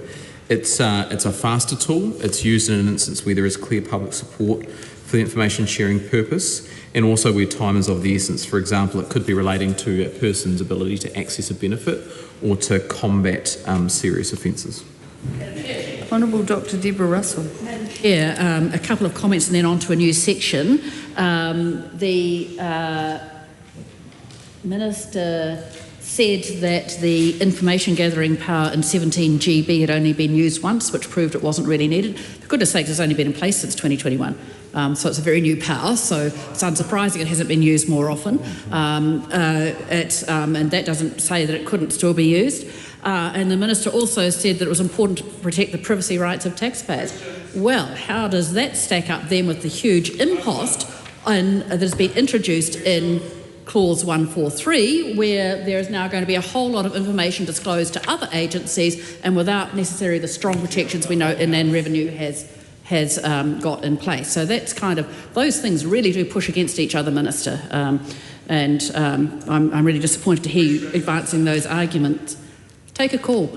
So I want to move to, I'll leave my colleague Venushi Walters with the Clause 143 and those very important issues around privacy. I want to move to section 153, and that's the repeal of the legislative provisions for trust disclosures. Now, again, there was a whole set of provisions. We know that trusts are a very commonly used mechanism in this country. We don't have a lot of information about trusts. They operate, particularly if they don't earn income, then they don't have to do a tax return. So it's very hard to know what's going on with trusts. And so they are routinely used for tax planning purposes, with planning being an interesting word there. So the Commissioner was enabled to collect a whole lot more information around trusts, names of trustees, names of settlors and so on, to try to trace some of the flows around that. So this is 153, Madam Chair, and it just repeals. Repeals 59 BAB. And then it was asserted that the Commissioner would still be able to collect that information under his existing powers. Could the Minister in the Chair please explain those existing powers to reassure us that that information can still be collected? Madam Chair. Reuben Davidson. Thank you, Madam Chair. And I want to get to some very specific questions in Clause 143 in the 18HB newly drafted section inserted in here. The first is in 3AI, the disclosure is reasonable, and here the word practical has been replaced with practicable. No major issue with that. So no major concern, because that doesn't really, in effect, make much difference to the impact of that word. The questions I have where I think the wording has been redrafted, and that does have a material impact on the intention of the clause, is 3AIV, where we're seeing adequate struck out and replaced with the word reasonable. Now, there's quite a difference between these two words, in my opinion, and I'm interested in getting the Minister and the Chair's opinion on this. Adequate, for example, if I have a bucket and I'm trying to move water from one place to another, and the bucket has a hole in it, it's not adequate for the job, but it will still do a reasonable job of transferring water from one place to another, but it's not actually adequate. So replacing the word adequate with reasonable would all of a sudden imply that doing not as robust or having not as strong a safeguard in place to protect the privacy of individuals and the commercial confidentiality of information, that this bill now is prepared to accept a bucket with a hole in it to do that job rather than a robust system that will be watertight. When it comes to the privacy of individuals and the commercial confidentiality of information, I would want a bucket that didn't have a hole in it to be managing that information. Now, further down in this passage, the word retention has been changed to the word storage. Now, the word storage to me talks about a method of containing information. It doesn't give any implication of a timeliness. Retention does. So the issue here, and particularly in the digital age, and we are well and truly there, storage also speaks to digital technology and the potential for digital technology to be used as the method for holding that information. But again, storage doesn't explicitly state or imply, as retention does or did or would have, a time signature or a time frame on that. So interested in the Minister's answers to those questions, not so much about practical to practicable, because I think that is a minor change, but adequate to reasonable. I see that as being significant. If someone told me they were going to provide me with adequate protection, I'd be quite comfortable. If they said reasonable, I'd want to be asking some questions about what their idea of reasonable is versus what my idea of reasonable is. And similarly, retention to storage, that all of a sudden a time frame on that isn't necessarily implied by the use of the word storage versus the use of the word retention. So some answers to those specific questions would be appreciated. Madam Chair. Honourable James Meagher. Thank you, Madam Chair. I've got a couple of answers just overdue. One, I think, was just to round off a question from Venushi Walters. I think there was a question around why is there no inclusion to give notice of an adverse action in the new information sharing proposal framework. So the adverse action will be included in the ministerial agreement rather than the framework itself. So, for example, one of those adverse actions could include reductions in some entitlements. Now, on the question from Dr. Deborah Russell about trusts disclosure powers, the existing trust powers are in sections 33 and 35 of the Tax Administration Act, which enable the Commissioner to prescribe and to require taxpayers to file returns as required by the Commissioner. And I just would make a comment that I know that the member mentioned that, you know, the provisions have been in place since 2021, and that's not a lot of time, but of course that's 5 years, and that's, I measure time in terms of Tom Rutherford's, and that's about 20% of Tom Rutherford's life. So for some people that is quite an extensive period of time with which you can undertake some action. And then just finally, I'll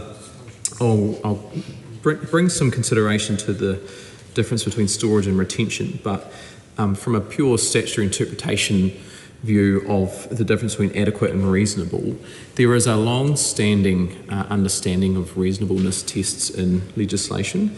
They provide for an objective test for what is reasonable in particular circumstances, and it actually takes out that subjectivity of what I think is reasonable versus what you think is reasonable. It's an objective test, and there is an argument in there that when you require an adequacy test, you could go to the extent of requiring actions to be taken which are unreasonable in the circumstances. So in order for something to be bulletproof, or in order for all of the holes in the bucket to be completely filled and completely sealed, you could block those holes up with plasticine, I guess. You could get your welder out and you could weld the bottoms of the metal pail together, or you could replace the bucket with an industrial strength nuclear bunker. And that might be adequate to protect something, but it might not be reasonable to do so. So that's I think the main difference there. It provides protection for the consumer and protection for the data, because you still have to take reasonable safeguards, in which point the adequacy of those will be, you know, a consideration in what is reasonable. But, you know, one person's interpretation of adequate may be that nuclear bunker, and someone else's interpretation might be just get a new bucket that's fit for purpose. Panucci Walters. Thank you, Madam Chair, and thank you to the Minister for his explanation in terms of adverse actions being included but in the agreement itself. I would say that there are still rights issues present because you've reduced that from a statutory obligation through to secondary legislation, so we can't guarantee that it's there. And my other point to the Minister was that there are other protections in the current framework. So there's a question across the board in terms of reporting, advising the individual before information is shared. There are a number of protections in the current system and there's been a choice made to not have them in primary legislation. Could be the fact that they're in secondary, but nonetheless, the point is that they are potentially more rights infringing because they're in secondary legislation as opposed to primary. The reason why this is important is because this could be biometric data as well. I mean, the new section 143 says the Commissioner may disclose sensitive revenue information, but revenue information presumably would include a file on an individual that contained biometric data as well. So we're talking about the potential sharing of biometric data. Again, the existing framework allows additional protections. My question is this: if there's a decision being made to lower those protections to secondary legislation, surely at least for biometric data, a particular category of private information, we may want to retain higher protections that are in statute as opposed to secondary legislation. And would the Minister consider that as something that could be potentially lifted into primary leg? Thank you. Honourable James Megan. I think it's an interesting discussion because there's obviously trade-offs when you incorporate something into statute versus secondary legislation. One of those is that the benefit of having something in statute provides rigidity and a little bit of untouchability to a certain extent. The downside is if that particular provision or condition of storage of biometric data is in primary legislation, there is no challenge to the rights limiting factor of that is really beyond a declaration, say. You could argue that having those kinds of provisions in secondary legislation opens up those guidelines or barriers to challenge under privacy conditions, human rights conditions, reasonableness tests, all under judicial review. So there is an argument that actually if you're concerned about the effectiveness of them, whether they are rights enhancing enough, you have the ability to actually strike down secondary legislation in a way that you don't for primary legislation. So in one sense you could argue that there are some stronger protections by putting it in secondary legislation as well as having that flexibility. It's probably there or thereabouts. We haven't given consideration as to lifting biometric data into primary legislation at this point. And just to round off the question from Mr. Davidson, I am now advised also that the changes that he refers to were actually those suggested by the Law Society at FEC, and their intention is to align with the wording in the equivalent sections in the Privacy Act and also in the Customs and Excise Act. So part of that will be just a consistency of terminology across statute.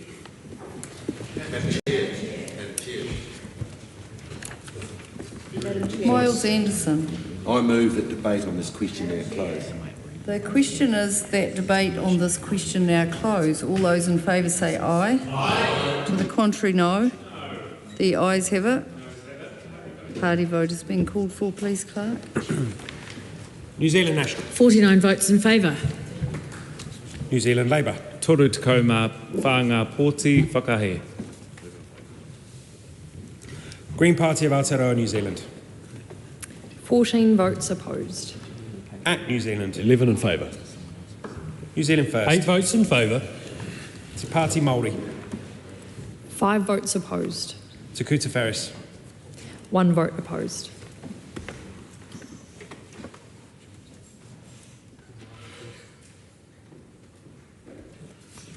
The ayes are 68, the noes are 54. The question is agreed. Question is that the Minister's amendments to Part 4 set out on AP number 559 be agreed to. All those in favour say aye. Aye. Contrary, no. The ayes have it. Question is that Part 4 as amended stand part. All those in favour say aye. Aye. To the contrary, no.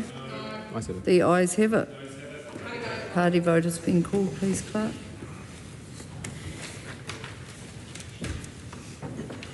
New Zealand National. 49 votes in favour.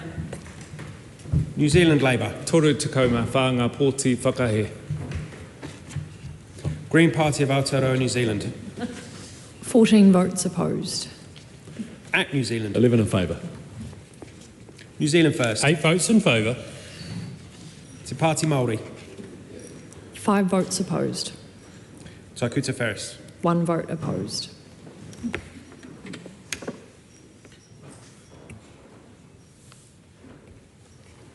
The ayes are 68, the noes are 54. The question is agreed. Members, we now come to part 5, which is the debate on clauses 172 to 192, amendments to other enactments and revocations. The question is that part 5 stand part. Honourable James Meagher. Madam Chair, I'll just for completeness, and I know we don't backtrack in parts in these debates, but just for completion, right at the end of that last question, Vanushi Wald has asked a question around biometric data being in secondary legislation, and I can point to examples of that existing already. So biometric data can already be disclosed under approved information sharing agreements, which are also secondary legislation. So there is precedent for that kind of data. Madam Chair, part 5 is the amendments to other enactments and revocations part. It is essentially the consequential amendments that give effect to the policy decisions agreed to by the committee at the previous parts. And for example, it amends a number of statutes to make a series of administrative and technical changes to give effect to those previous agreed policies. For example, amendments to the KiwiSaver Act to insert a definition of compulsory employer contribution. We have amendments to Unclaimed Monies Act to again define what a tax file number is. I'll think of some other interesting examples to take the committee to. Look, we've got amendments to the Māori Fisheries Amendment Act to insert new parts around share transfers and various other definitional inclusions as well. So fairly straightforward part that makes the effective changes to other pieces of legislation that are required to give effect to the bill. Honourable Dr Deborah Russell. Madam Chair, the Minister is correct that in the bill that has come back from the Select Committee that this is a fairly straightforward part. I want to draw the House's attention to one change, which I think is just kind of interesting in itself, but then I want to raise an issue that actually makes it not straightforward. So I just want to draw attention to clause 187B. It's an amendment to the Māori Fisheries Amendment Act, and there is some matters in there to do with some shares being transferred from Te Uhu Kaimoana Trustee Limited. That was an out-of-scope amendment to the bill. We had to go to the Business Committee to get permission to include it in the bill, and it was actually there in order to protect our position of the shareholders there. It was a really important one. We were pleased to be able to include it in the bill at the Select Committee stage. The bit that is not straightforward, and perhaps the Minister has missed this because it is not in the bill itself, it is in the amendment paper. All right, so in the amendment paper, now this amendment paper was dropped on Monday sometime, maybe Tuesday sometime. We knew it was coming. I came into the House on Tuesday and looked for the paper on the table and then looked at the regulatory impact statement on the table and found a brand new one on student loans.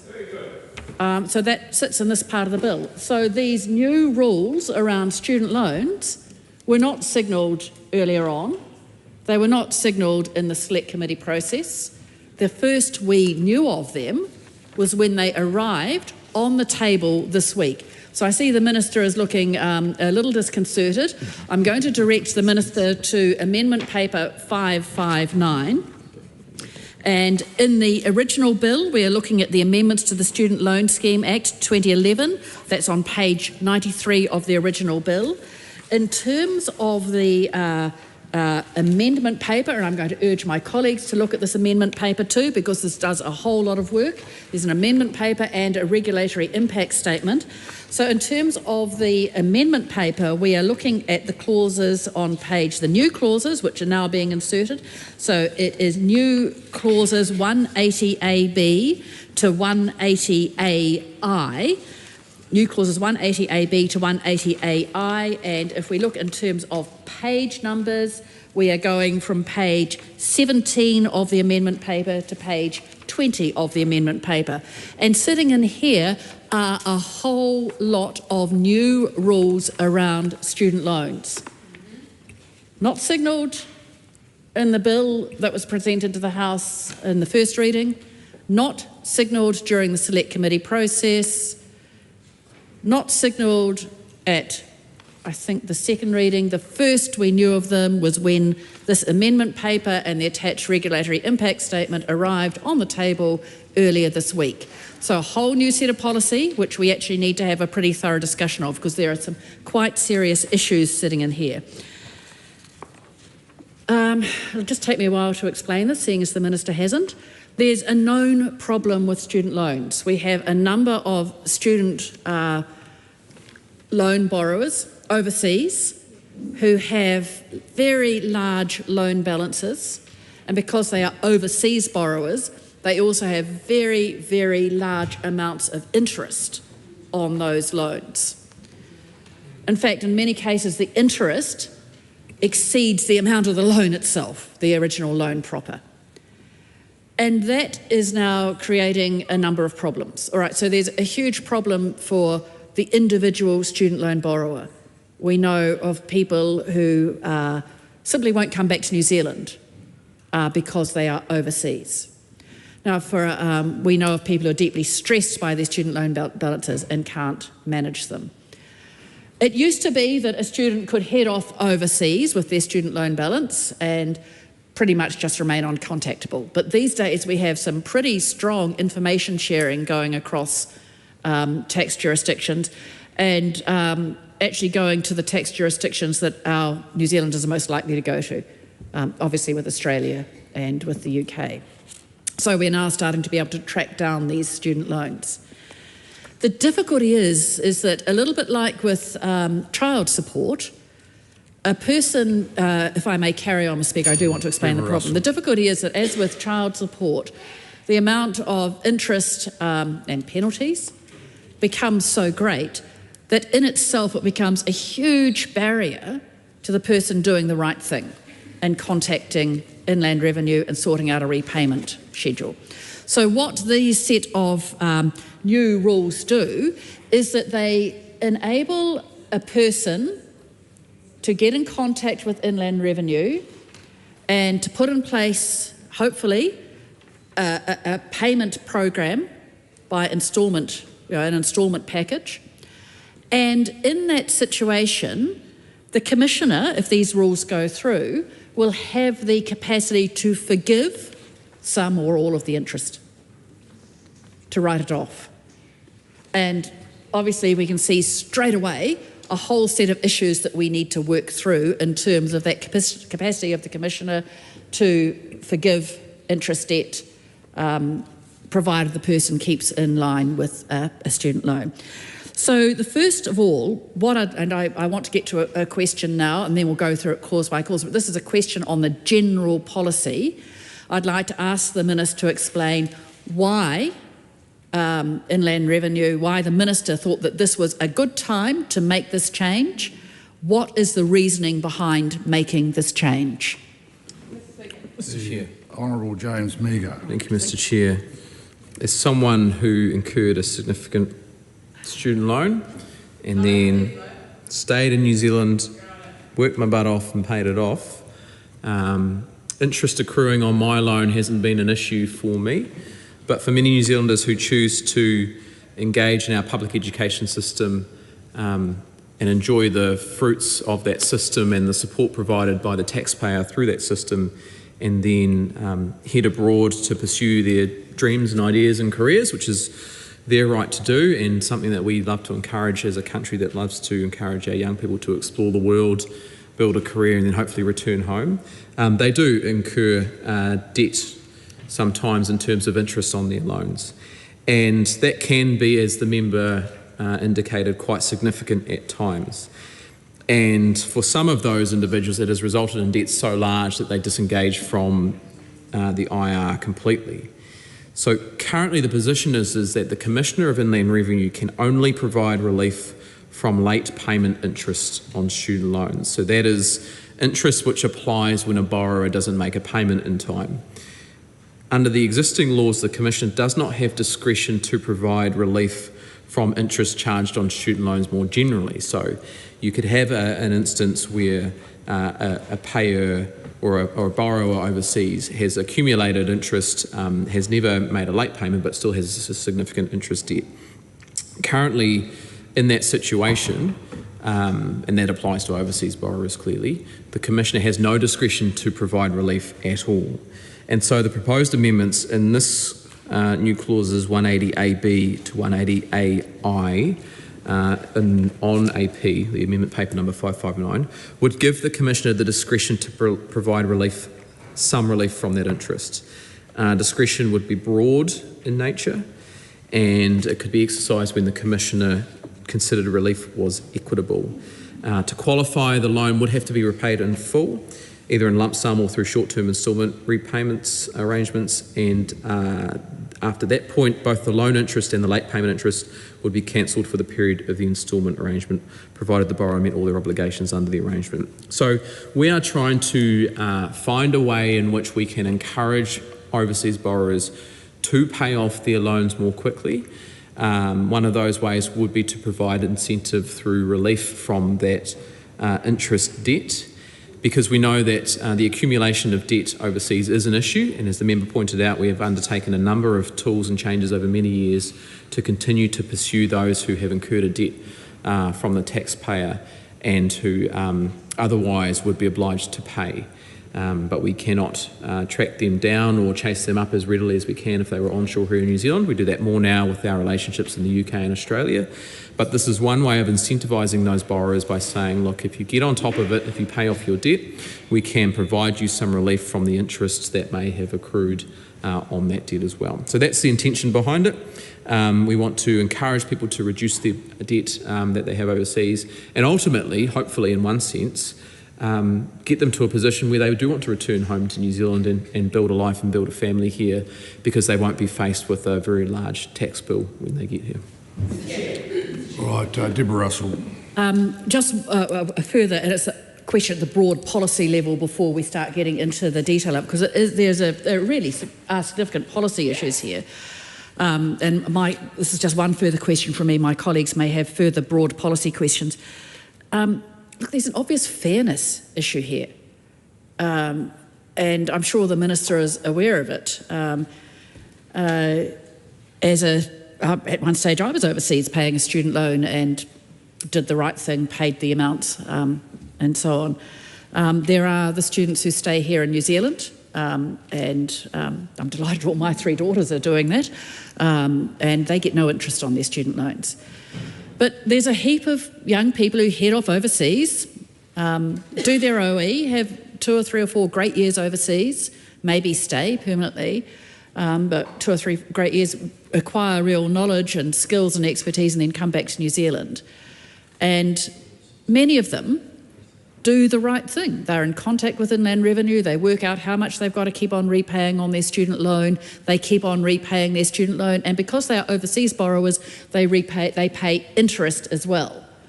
And these are the people who do all the right things. So they've paid their loan and they pay the interest.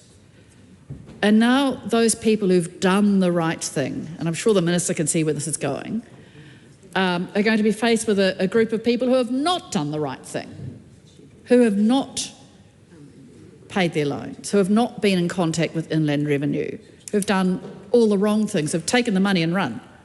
And those people are now going to be let off not only their late payment interest, but now they're going to be let off the interest as well. So they're going to end up paying less overall than the people who have done the right thing.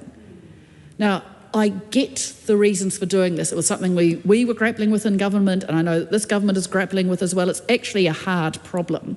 But I want the Minister to talk to those people who have done the right thing and who've paid the interest. And if the Minister could explain to those people why this is the right thing to do, why it is a good policy, even though certainly at first glance it looks like quite an unfair policy. What's the wider considerations that means it is best to pursue this despite the seeming unfairness to some individuals? Mr. Chair. Honourable Minister.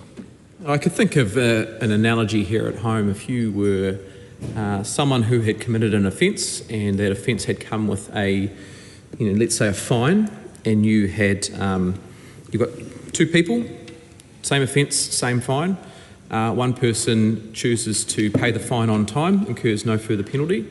The second person chooses, whether they have the means or not, to not pay the fine, therefore they incur some penalties on that and may at some point incur a conviction.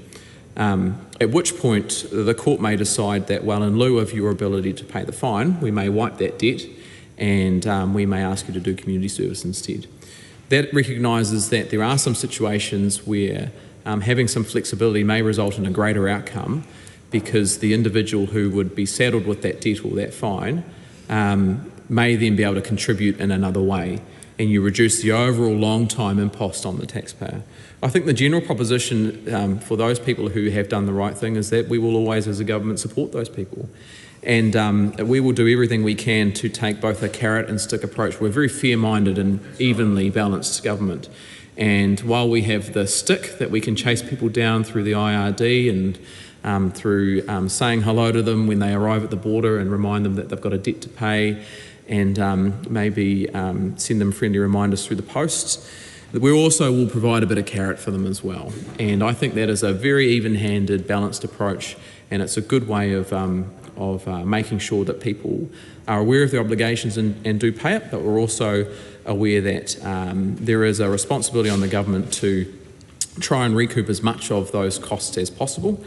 And if it means having more debt paid off in a more timely manner, we're willing to take steps to provide some incentives to do so. But for those of us who have borrowed money from the taxpayer, who have gone overseas and who have made a good life out of it and have benefited from the higher incomes and the higher quality of life and the opportunities that higher education and taxpayer-funded education gives them, I'm very proud that if they choose to come back and contribute back to New Zealand, that they do so, because certainly there are people out there who don't have the privilege or the opportunity to undertake further education and get the private benefits of that.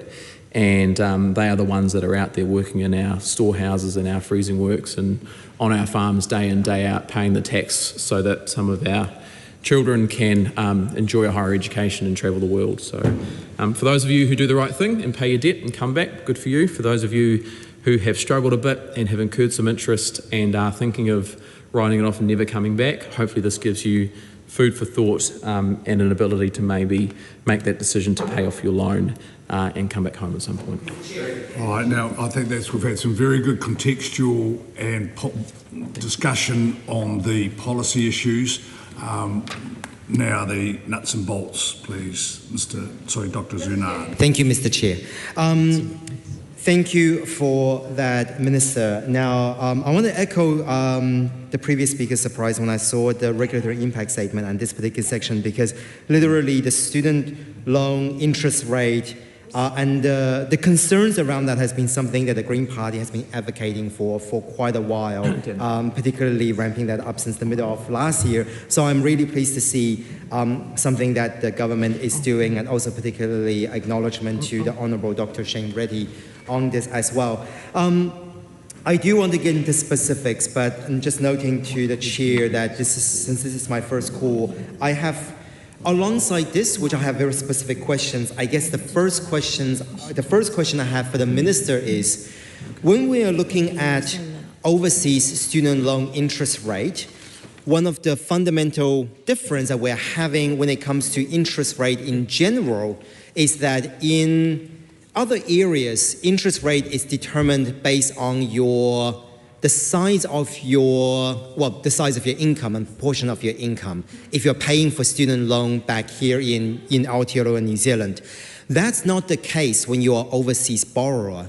When you are having a student loan and you're overseas, your repayment is not based on your income, but based on the size of your loan. The problem with that is, I think the misconception, and I think the minister you just mentioned before as well, is when you are going overseas, the assumption is that you're likely going to be in a position where you're earning more or having a better standard of living. That's not simply the case. So one of the things that when we're talking to overseas borrowers around this, if you're in countries that are in general, the cost of living is lower, but also your salary is lower, let's say Southeast Asia, you do not actually get a chance to even be able to earn enough to pay off your loan in the first place, which then means that you're naturally going to accrue interest on that. So my first question is, has the minister, as a part of this package, consider adjusting the interest rate to the income level of an overseas borrower rather than the loan size of an overseas borrower? That is what's getting a lot of people in debt. So basically, back in 2021, we're looking at maybe about 52% of the people having overdue payment. Now we're looking at 75% by 2025. So this is obviously a clear system in terms of how we are making repayment is not necessarily working. But again, this is what we're introducing here is a good step to that. My second question is, when we are looking at this, as part of this package, what sort of allowances the minister also being presented in terms of IRD's ability to communicate with overseas borrowers, not just in terms of these policies, but in general about overseas loan payment. The reason I also say that is because one of the other challenges we're finding with overseas borrowers is, number one, the system is in place that is to fit the purpose of domestic borrowers without interest loan, which means that when you are getting an email from IRD about your overseas payment, you are never actually told how much you're paying. What we're hearing is, please correct me if I'm wrong, you're never actually told how much interest and how much principal you're paying on top of that.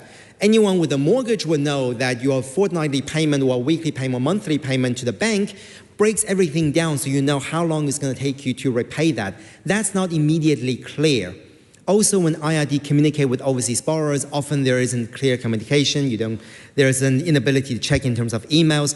And also sometimes it kind of tells you that it's a 6-monthly payment and they drop it on you at the drop of a hat. So when we're looking at this, the other question I have is, what is IRD going to be doing to ensure that overseas borrowers are understanding the size of the loan they have, the need to repay?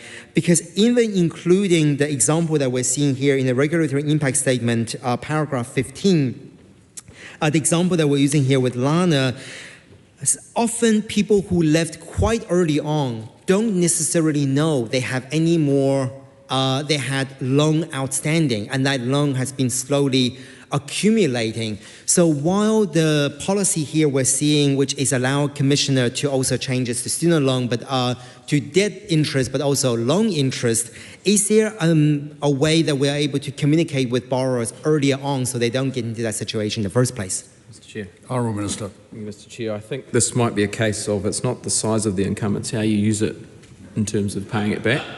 So for those who are overseas, they are smart enough to have gone to university. They're smart enough to have booked their flights and found accommodation and found work. I think they are more than capable enough of keeping track of their own loans.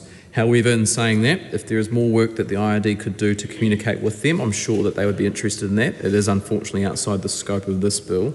This bill is focused on changes in order to allow for the provision for the Commissioner to write off interest in terms of providing relief. And so in terms of the members' two questions, there has been no consideration to changing the interest rates nor to changing IR's communication strategy as part of this package. Anna Williams. Thank you, Mr. Chair. I want to take the Minister to page 19 to his new powers introduced at 180 AF. This is the provision which allows for the relief of loan interest, and my first question to him is if this power was being exercised by IR before this new provision was introduced, how? And was that power outside of their legislative power? Was that by some other regulatory making power? And I'll refer him to reporting on this recently, as recent as May 2025, where Auckland tax expert David Anant profiled a number of cases of overseas borrowers that he had been assisting with, some of them with six-figure loans that had racked up due to the interest costs over and above their initial costs that these New Zealanders owed. He was able to negotiate with IR one-off relief for those students, and those were detailed by the reporters who covered those cases. So there are cases recently where IR have forgiven debt of overseas borrowers. If this new power is required, then under what power was IR operating when they granted that relief, is my question to him. And I want to ask this, Mr. Speaker, in the context of, at the time of that reporting in 2025, the Minister, Simon Watts, had ruled relief out. He was reported as saying that there would be no forgiveness of that debt for overseas borrowers, and he framed this all as a discussion about the moral hazard of New Zealanders overseas and the fairness constraints around that. People should repay the debt that they are owed. They knew the rules when they got into it. And you can understand that position from the government. It's not something that we would be pushing, this sort of tough on borrowers rhetoric. But that was the position of the minister. And so I think this House is owed a little bit of explanation about why we now have a minister in the chair who has said, that there's a stick there, but we need to use this carrot. That is a change in the position. Why is it that when we have a minister talking up the new powers of enforcement for IR, that this bill actually has introduced and more powers of enforcement, and we have traversed them in this stage, and in the last year, new enforcement powers for IR, which Labour members have pointed out, a punitive system and a further punitive system would discourage those skilled New Zealanders from being able to return, essentially an argument about labour mobility overseas. Is it the government's position now that labour mobility in a new sort of workforce where we have New Zealanders going overseas to work in Queensland on the building sites there and build their houses, is that now government policy to encourage New Zealanders overseas? And is this part of that? Is it the government's policy that New Zealanders will always go in an OE, as I think has been answered in question time, in response to the number of New Zealanders leaving overseas and by the droves? Is it now the government's policy that that sort of labour mobility requires some form of flexibility in these rules, which were ruled out by the minister in charge of this last year? Because when we look at those powers of relief that the Commissioner can grant at 145A, it also begs the question of when the Minister used the example of a repayer who has repaid every payment on time, has never missed a payment, but is still accruing interest debt. Is that the only example here? Because that would also fit with the government's rhetoric around being tough on enforcement. But that's not what I've heard from this minister. I've heard that this is about equitable considerations as well as natural justice for those people who are seeking genuine relief, because recognising that people will find themselves in different circumstances. So is it in fact the case that the example here is used is much broader than that someone who has missed a few payments, the 70% of borrowers overseas who have missed some repayments, who have done things a little bit wrong, does it also apply to them? Does it apply, and then how much of the debt? There's $4.3 billion outstanding that is held by overseas borrowers, yet they make up only less than 20% of the total borrowers. How many of them who are not, coming to this entirely blameless, but they are people who we all recognise, they're probably members of our family, people we have employed before, people who we know and will see hopefully around the Christmas table because they will be able to return to New Zealand. These people who have gotten themselves into a bit of a situation, does it also apply to them? Because we're still not clear whether IR in fact had the power to forgive their debts before, has been doing this by some other mechanism, and will continue to in future with these new powers which seem much more than the Minister intended when he commented in 2025. Honourable Minister. To the very last point, I understand that the case the member's referring to was using the existing provisions which I outlined before, which is that the Commissioner can provide relief for interest accrued as a result of late payments, and the challenge at the moment is that that is the only thing that the Commissioner can provide relief for, not the wider interest burden. I'll also remind the member that the Commissioner will be able to consider, and in fact will consider, every case on its individual circumstances. So if you took into account some of the examples that the member said where the borrower was not completely blameless when it comes to not making their repayments, perhaps one or two many trips to the south of France in their holiday period when they could have been paying off the loan generously provided to them by hard-working New Zealand taxpayers, I'm sure the Commissioner will consider every circumstance relevant to the borrower to determine if they are indeed eligible for relief. And relief is not guaranteed, and the amount of relief given will be able to vary. I'll note that the IRD did receive budget funding in 2024 for additional compliance action, and one focus area was on overseas borrowers. I will note that those very large sticks do apply to borrowers in terms of the enforcement action that IR can take. But, you know, we are a government that supports our farming sector. We are the world's farm, and we have always been pro-carrot. And so we will always have a mix of carrot and stick. And if this is something that can encourage some higher levels of repayment so that the taxpayer isn't continuing to incur this debt on behalf of those individuals, then we think that is something worth pursuing. And my message to all borrowers out there, whether you have stayed on shore or not, is that you are very fortunate to be in the position to be able to go on an OE. I didn't go on an OE, my parents didn't go on an OE, their parents didn't go on an OE. If you go far enough back, my great-great-great-great-grandparents did go on an OE, but they came on their OE either from Hawaii or from Cornwall to come here to make a life for themselves. So for those of you who are privileged to go on an OE, enjoy yourself, make a living, but maintain your obligations and pay your debt back like the rest of us have. Lawrence Zunan, again, we're getting broad on the policy issue here, on both sides of this discussion, I might say. Thank you, Mr. Chair. I do want to move on to specific clauses, but I think just one small thing, and I thank you, Mr. Chair, for for indulging me to be able to ask my previous questions. But one point of clarification I do want to make is what I'm asking for as maybe a part of this package is to treat the method in which overseas borrowers are paying off their student loan the same as domestic borrowers, where the repayment is based on their income, not based on the size of their loan. Is that something that has been considered? Because that would drastically reduce the number of overseas borrowers, particularly in countries that may not earn the same income, but has a lower cost of living.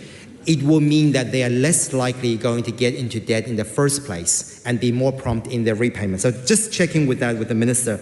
Moving on to 180AB. So I want to start with the new section 138A, which is a borrower has entered into an installment arrangement, and this is with the Commissioner. I wanted to check because in the explanatory note, it does say either in lump sum or in short-term installment arrangement. If it's in lump sum, so basically the whole essence of this is that we're looking at waiving the interest and also in terms of both for the debt and also for the loan itself. I guess going back, a first question is, in 138A2, it says, from the date of the installment arrangement, if you're paying off in lump sum and there's no retrospective element in terms of your loan, or in terms of the debt accrued by interest or via debt interest, wouldn't that mean that they just need to pay off the whole total lump sum, as in the entire amount, and there's actually no relief? Unless I'm missing a trick somewhere where the Commissioner is able to retrospectively say, okay, I see that you have accrued interest both in terms of your loan but also in terms of your debt from 2015 to 2025. If you're paying off in lump sum, we are happy to waive the loan and we're happy to waive the loan interest and the debt interest from 2020 to 2025, that I can see as being an incentive. But if you're saying from the date of the installment, and that date is when you're paying off a lump sum, there's no retrospectivity, which means there's no relief whatsoever. Is that a correct assessment? And going back to my second question is, if the borrower has entered into an installment arrangement, let's say a short-term arrangement, two questions. Number one is, what is short-term? What has been the average of a short-term currently? Because obviously this is expansion of the Commission's power. So there must be some scope currently. Just to get an idea for overseas borrowers who might be paying attention to go like, okay, so this is something we're looking at as a 6-month thing, or short-term expense to a 3-year thing, a 5-year thing. So it'd be good to get some sort of range or clarity or average from IRD. And with that, does that mean that the relief we're seeing for both loan repayment and, loan interest and also debt interest is only, again, for the period of that short-term installment, from the date of installment to when they're supposed to pay it off, which potentially, if it's short-term, like 6 months, also isn't a significant relief. It's a good one, but may not be as significant if they've been having this debt for 20 years. So just those few questions for the Minister. Mr. Chair. Honourable Minister. Mr. Chair, I'll touch on short term soon. I can't see where that term is being used, but just in terms of the first question around differential payment, that issue is out of scope, and so it wasn't considered as part of this bill. The bill was just looking at interest relief mechanisms. The second question was around 138A sub 2. My understanding, and hopefully confirmed by the officials, is that this is the period from, say you entered into an agreement to make repayment over 6 months, essentially interest on your debt obligation pauses at that point through to the point you make payment, so that you're not paying, further interest on the. And so, let me try and explain that a bit better. You make an agreement with the Commissioner to make installations over 6 months to pay off your loan. As part of that agreement, you will get interest relief. So you enter into that agreement on 1 January and you pay it off on, 6 months later, Mr. Chair? 1 June, something like that. Let's say it's 1 July. The period from 1 January to 1 July, if you were making those payments ordinarily, would accrue interest, right? It would continue to accrue interest. This says that if you enter into the arrangement and you make the payment in full at that period, the interest that ordinarily would have accrued for that period is just wiped off or cancelled, so you don't have to pay that on top of whatever else is being paid. Thank you, Mr. Chair. Just for the Minister's reference, the part that I mentioned about short lump sum to pay in full, either in a lump sum payment or through short-term installment, is on page 22 of the amendment paper 559. This is the explanatory note under student loan, discretion to provide relief from interest, second paragraph. Mr. Chair. Minister. Okay, I see it. So it's yes, it's in the explanatory note. So just for clarification, instalment arrangements can be for up to 2 years. Dr. Lawrence Yunnan. Thank you, Mr. Chair, and thank you, Minister. That's actually a really good thing to know in terms of the 2 years. But I want to check then, following on from the Minister's response, in which case, if we're looking at the example that was presented on page 9, so paragraph 15 of the regulatory impact statement, the example with Lana, who has a student loan between 1998 and 2005. In this case, she is someone who had $44,000 in student loan. By the time she was dealing with the student loan, it was $120,000. She has then made $77,000. She's still paying off her loan, but her loan balance is $90,000, over double where she has borrowed. If she decided to make, an installment agreement with the Commissioner in that case, would that then, my understanding is, there is no interest or debt relief for the fact that she has accrued $77,000 of loan of interest rate over that period, doesn't take into consideration she's already paid more than double of what she's borrowed. and will only get relief for the period if she decides to pay the installments. And if you're looking at this example, she would have $30,000 left.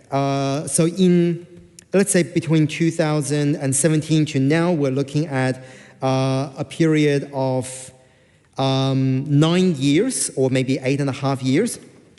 In 8.5 years, she paid $77,000. But what you're asking for now is not only under this policy, she's not going to get the relief for that amount, she's also must then pay off the remainder of potentially $30,000 or more within 2 years, which is more than what she's able to pay off up until now. So I'm just trying to get a sense of, she's not going to get the relief for older ones. She'll get a relief for the current ones for the 2 years that maybe she has an installment, if she's even allowed to have 2 years, because 2 years is the maximum. But at the same time, she needs to find a way to pay off even greater amount than what she's able to pay off up until now in order to try and get that relief for 2 years. Would that be a correct analysis of that example in the context of what we're mentioning in terms of 138A. Oh, Mr. Chair. Dr. Lawrence Unahan. Thank you, Mr. Chair. I know that there are other parts of this particular part that others may want to contribute on. I know that we do spend a fair bit of time here on the amendments to Student Loan Scheme Act, but I think this is probably one that is quite significant.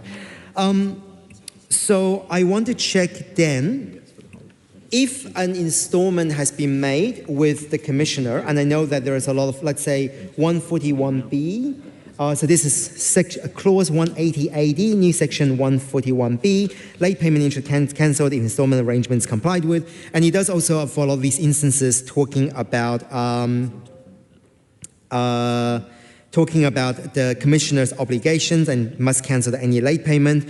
And I'm also looking at, in conjunction with clause 180AF, new cross-heading at section 145 inserted. The commissioner, in so 145A2, the commissioner must have regards to the circumstance of the case if the commissioner considers equitable to do so, write off as much of the student loan. That is on the basis there is an installment arrangement being made. What happens if, for whatever circumstance, the loan borrower is unable to make a payment as required of that installment arrangement? Does that mean the commissioner will cancel the whole arrangement if there's one payment that's being overdue, regardless of circumstance? So to give an example, if someone from overseas who's in a reasonable income made an arrangement saying, I can do this, made an agreement with the commissioner, then the person lost their job and they're unable to make the same payment. Will the commissioner look at that with sympathy or with equitability and say that it's okay, we would want you to maybe pause, maybe like for this period of you waiting to find a new job, we are going to continue with the interest rate or debt rate or etc. But once you're able to pay it, your installment plan continues and there's no more interest or debt. Or at that stage, the commission is like, sorry, you missed the payment. That's it. We're reverting back. No interest loan or debt interest relief for you. So what happens if, when we get to that kind of situation? I'm just seeing that the minister is getting some advice. If the minister is ready to maybe respond to that, I'll leave those questions there for now. Yeah, Mr. Chair. I'll go to the example used. There might be some confusion. Essentially, any arrangement that would come to would be an arrangement between the borrower and the commissioner as to what they could actually afford to pay back in a scheduled rate. I think we shouldn't confuse the situation here. This example is used just to show how significantly in in debt or behind some borrowers can get when they are overseas borrowers. I would imagine, I can't speak for whether an arrangement could be made in an example like that or what the arrangement might be. But that is sort of at the extreme end of the example, right? You're looking at a borrower whose debt is essentially 6 times the original loan balance, and whether or not this kind of scheme would work for them or not, I'm not too sure. But we don't want to get confused by just using an example of how interest can accrue and cause people to gather more debt over time. That's more to emphasise the fact that this is a big problem that we're trying to address, and that's why we've got the carrot and the stick in play there. So I just think in terms of the details of specific examples, I can't really go into them much more than just to look at what's in the legislation that's before us.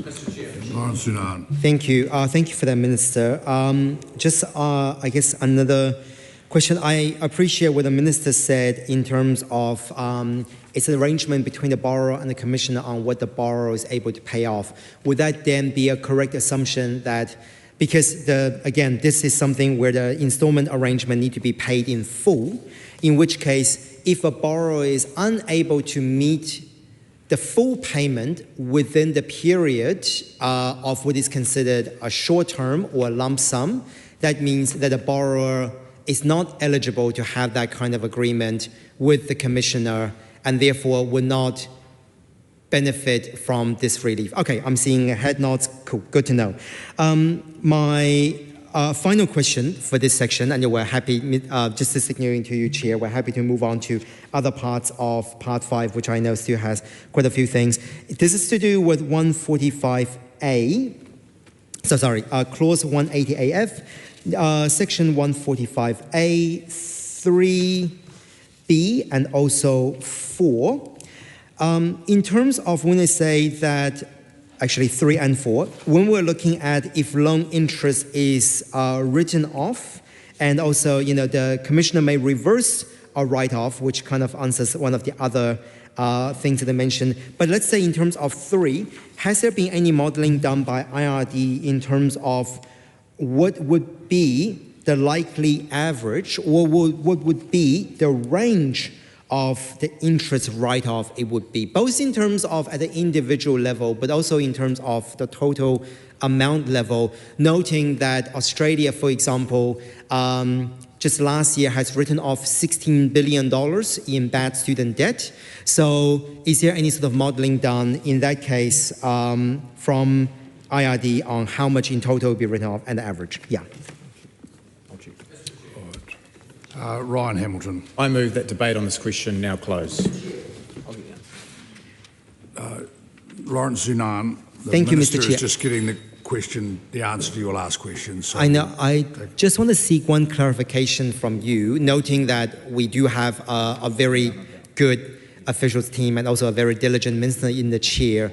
If, for example, if this part of the debate is closed, if the chair would allow the minister to still respond to the question in a subsequent part, if the minister is still receiving advice, would that be okay with the chair?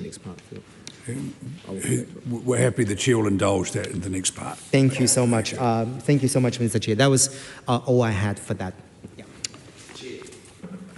Miles Anderson. I move that debate on this question now close. The question is that debate on this question now close. All those in favour say aye. Aye. The contrary, no. No. The ayes have it. Party vote is called for. Please conduct a party vote. New Zealand National. And votes in favour. New Zealand Labour. 34 votes opposed. Green Party of Aotearoa, New Zealand. Te kaumarima ngā pōti whakahei. Action New Zealand. 11 votes in favour. New Zealand First. In favour. Te Pāti Māori. E rima ngā pōti whakahei. Tāku Te Ferris. Ko tahi te pōti whakahei.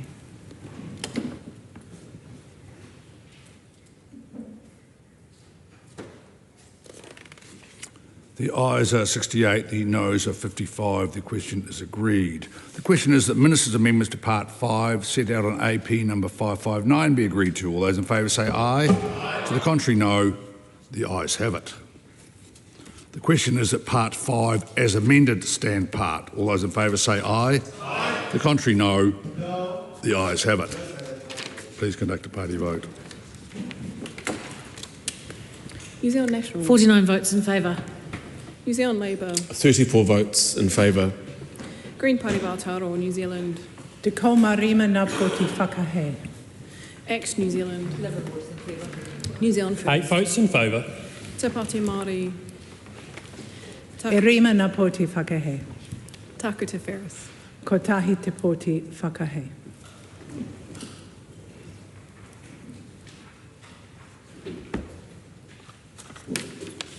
The ayes are 102, the noes are 21. The question is agreed. Come now to the schedule. The question is at Schedule 1 stand part. All those in favour say aye. Aye. To the contrary, no. The ayes have it. Please conduct a party vote. New Zealand National. 49 votes in favour. New Zealand Labour. 34 votes in favour. Green Party of Aotearoa, New Zealand. Te ko marima ngā poti whakahe. Act New Zealand. 11 votes in favour. New Zealand First. 8 votes in favour. Te Pāti Māori. E rima ngā poti whakahe. Taku Te Ferris. Ko tahi te poti whakahe.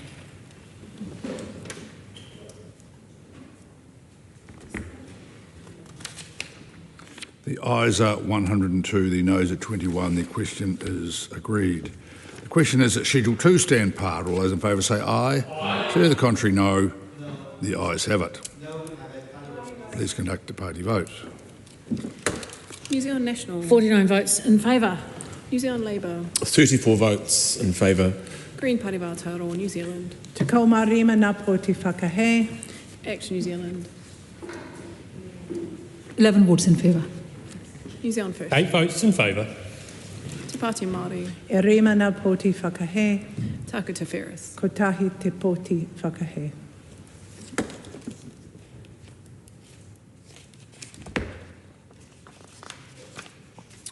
The ayes are 102, the noes are 21. The question is agreed. Members, come now to clauses 1 and 2, the debate on title and commencement. The question is at clause 1, Honourable Deborah Russell. Thank you. I just want to have a brief comment really on the title of this bill. It's the Taxation Annual Rates for 2025-26 Compliance, Simplification and Remedial Measures Bill. The annual rates for 2025-26 is, as I've discussed earlier, I think in the second reading, or maybe it was in the Part 1 debate, is a constitutional requirement. It now looks as though we will meet that constitutional requirement, which I assume that the Minister and the Chair is sighing with relief that he's going to get his bill through, because it's quite tricky if we don't. However, I do want to just take issue with this next phrase, the compliance simplification. And frankly, to say that the simplification is, I'm not quite sure what the simplification is, because if we look at the GST and unincorporated joint ventures rules, those are rather complicated. And if we look at the new RAM rules for the revenue account method taxpayers, which are inserted into the foreign investment fund rules, actually those are rather complicated too. And I pity the people who are going to have to try to sort their way through them in terms of applying them. Then there were further complications introduced in the Minister's amendment paper, so that's hardly simple law either. In particular, looking at the changes to the thin cap rules, to the thin capitalization rules around infrastructure expenditure, not a simple measure at all. So if we look at all the issues in this bill as to terms of whether compliance has been made easier, I don't think that's the case at all. In fact, the title of this bill is quite misleading in that regard. Mr. Chair, I suggest that this bill should be renamed the Taxation Annual Rates for 2025-26. Compliance is never going to be simple, and Remedial Measures Bill. The Honourable Minister. Thank you, Mr. Chair. Just before we go on to debates about the title and how complicated tax legislation is, I'll defer to the member on that, given her expertise and given that I can spell tax, but that's about as far as it goes in terms of figuring it out sometimes. Look, I'll just touch base hope you pay a back little. to. I'm sure we all pay our fair share. Obliged to pay. Look, I'll go back just to round off the question from Dr. Shunan about analysis done on the likely range of interest write-off. Look, it is complicated. The variation in the amounts and the lengths of time with which overseas borrowers or any borrower has had a loan varies wildly. The analysis done shows that the proposal is expected to deliver a modest one-off gain of about $1.5 million to the Crown. Now, while that brings some money in, the value of each loan differs. We think the changes will make it more likely that we can collect amounts that would otherwise not be collected. For example, if you think of some of the very old loans on our books that actually are valued at quite low value, if this new power enables the settlement of those loans, we might end up recovering more financially than what the loan's book value is. So that's essentially the extent of the analysis on there. It is a difficult exercise, particularly as members have pointed out throughout the debate. It's quite difficult to know exactly who is where and what they actually need to be contributing. So, Mr. Chair, this is title and commencement. We've already had one call on the title. Again, the title just does what it says.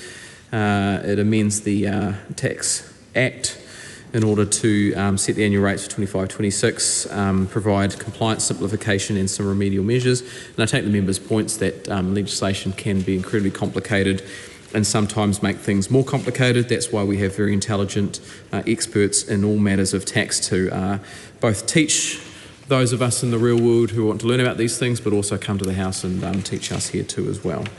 And then in terms of the commencement dates, there are a number of there are a number of different commencement dates for different sections. There are various reasons for that. I'd invite the members to check out the departmental disclosure statement, which gives clear reasons for all of the differing commencements. If you take, for example, subclause 3, which looks at commencing section 73 on the date of 1 January 2009. Those of you who are very good at maths will notice that that is in the past.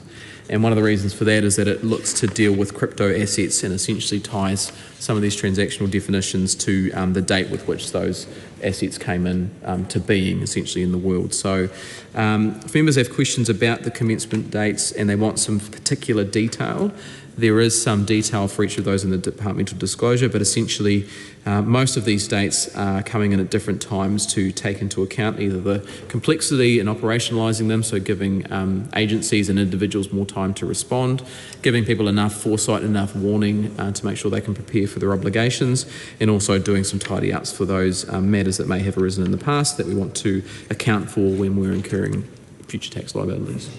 Dr. Lawrence Unan. Thank you, Mr. Chair. Thank you for that, Minister. I do want to address the commencement date, but I actually want to address the commencement date for Amendment Paper 559 and Amendment Paper 560. I will start with Amendment Paper 560. The changes to Clause 2, and this is to do with the increase in in-work tax credit. It says that it comes into force on a single date set by Ordinance Council, and that's Clause 25. In Clause 26, if it has not come into force by 1st of April 2027, it comes into force then. I guess my two questions for that is, number one, what would be the date that is set by Ordinance Council? Is there a rough estimate of when that date is going to be? Because the 1st of April 2027 is the day after this scheme ceased to take effect at all. So even if the Ordinance Council doesn't happen and it naturally comes into effect on 1st of April 2027, if we're looking at the paper which is around, let's say, MF4L3 Roman 3A Roman numeral 2, for the period starting on the change date and finishing on the 31st of March 2024. So by the time you get to 1st of April 2027, there is no increase in base rate by $50 a week. So I think it would be good to reassure everyone that there is a date in mind by Ordinance Council and it is sometime soon rather than waiting it to next year. So that's my first question regarding commencement date for Amendment Paper 560. The second one might just be me not being able to see it, and it might be a drafting thing. in Amendment Paper 559, I know we just had a big discussion around clauses 180A and new clauses 180AB to 180AI.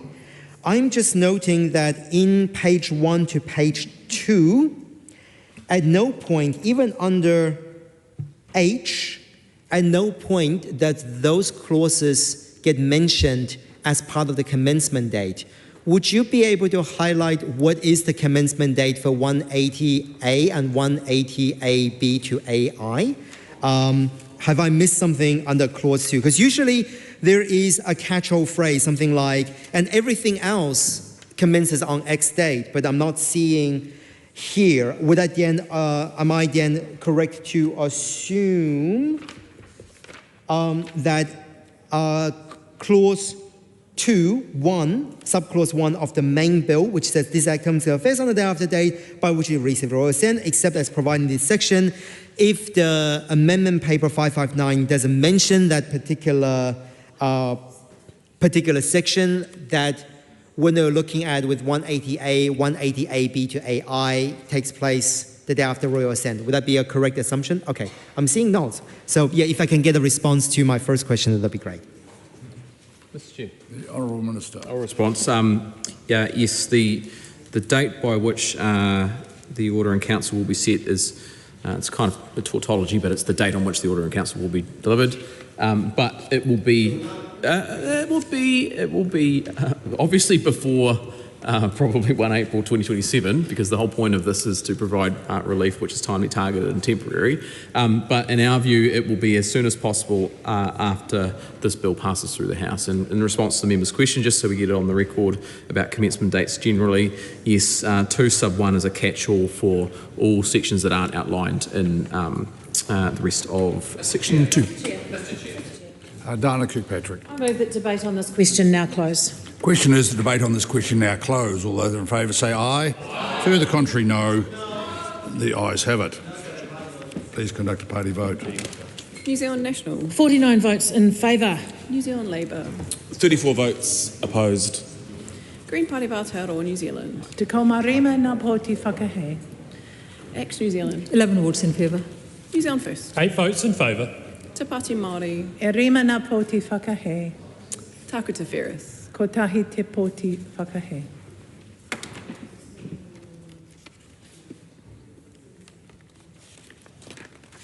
The ayes are 68, the noes are 55. The question is agreed. The question is that clause 1 stand apart. All those in favour say aye. Aye. The contrary, no. The ayes have it. The question is that I've already declared a little slow. I'm afraid members need to keep up. The question is that the Minister's amendment to clause 2 set out on APs number 559 and 560 be agreed to. All those in favour say aye. Aye. To the contrary, no. The ayes have it. The question is that clause 2 as amended stand part. All those in favour say aye. Aye. To the contrary, no. The no ayes have it. Party vote is called for. Please conduct a party vote. New Zealand National. 49 votes in favour.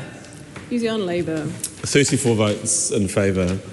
Green Party of Aotearoa, Te New Zealand. kaumarima ngā pōti whakahe. Act New Zealand. In favour? New Zealand First. 8 votes in favour. Te Pāti Māori. E rima ngā pōti whakahe. Taku Te Ferris. Ko tahi te pōti whakahe.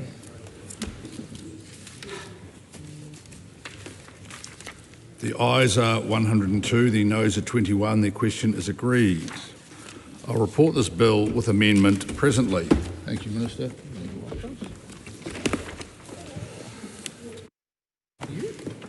What's the next one?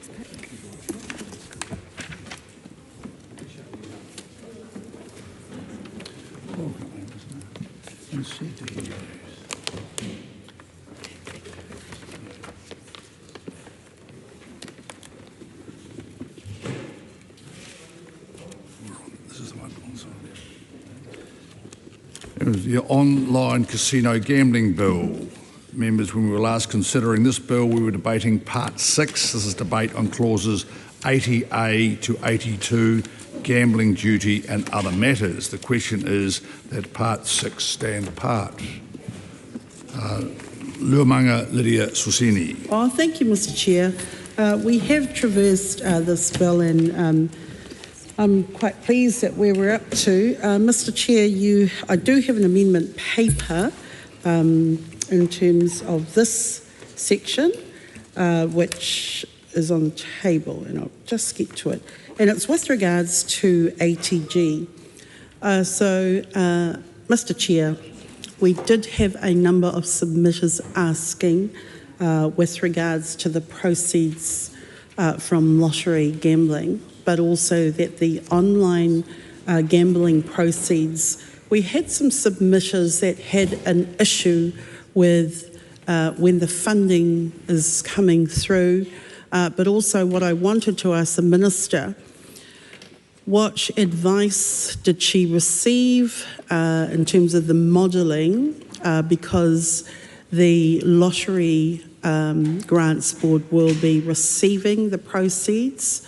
What I wanted to ask was, will there be a differentiation between the proceeds from the lottery bodies with the online gambling proceeds? And what I wanted to ask, because it was brought through a couple of the submitters, the issue is around receiving funding or community funding that is returned to the community.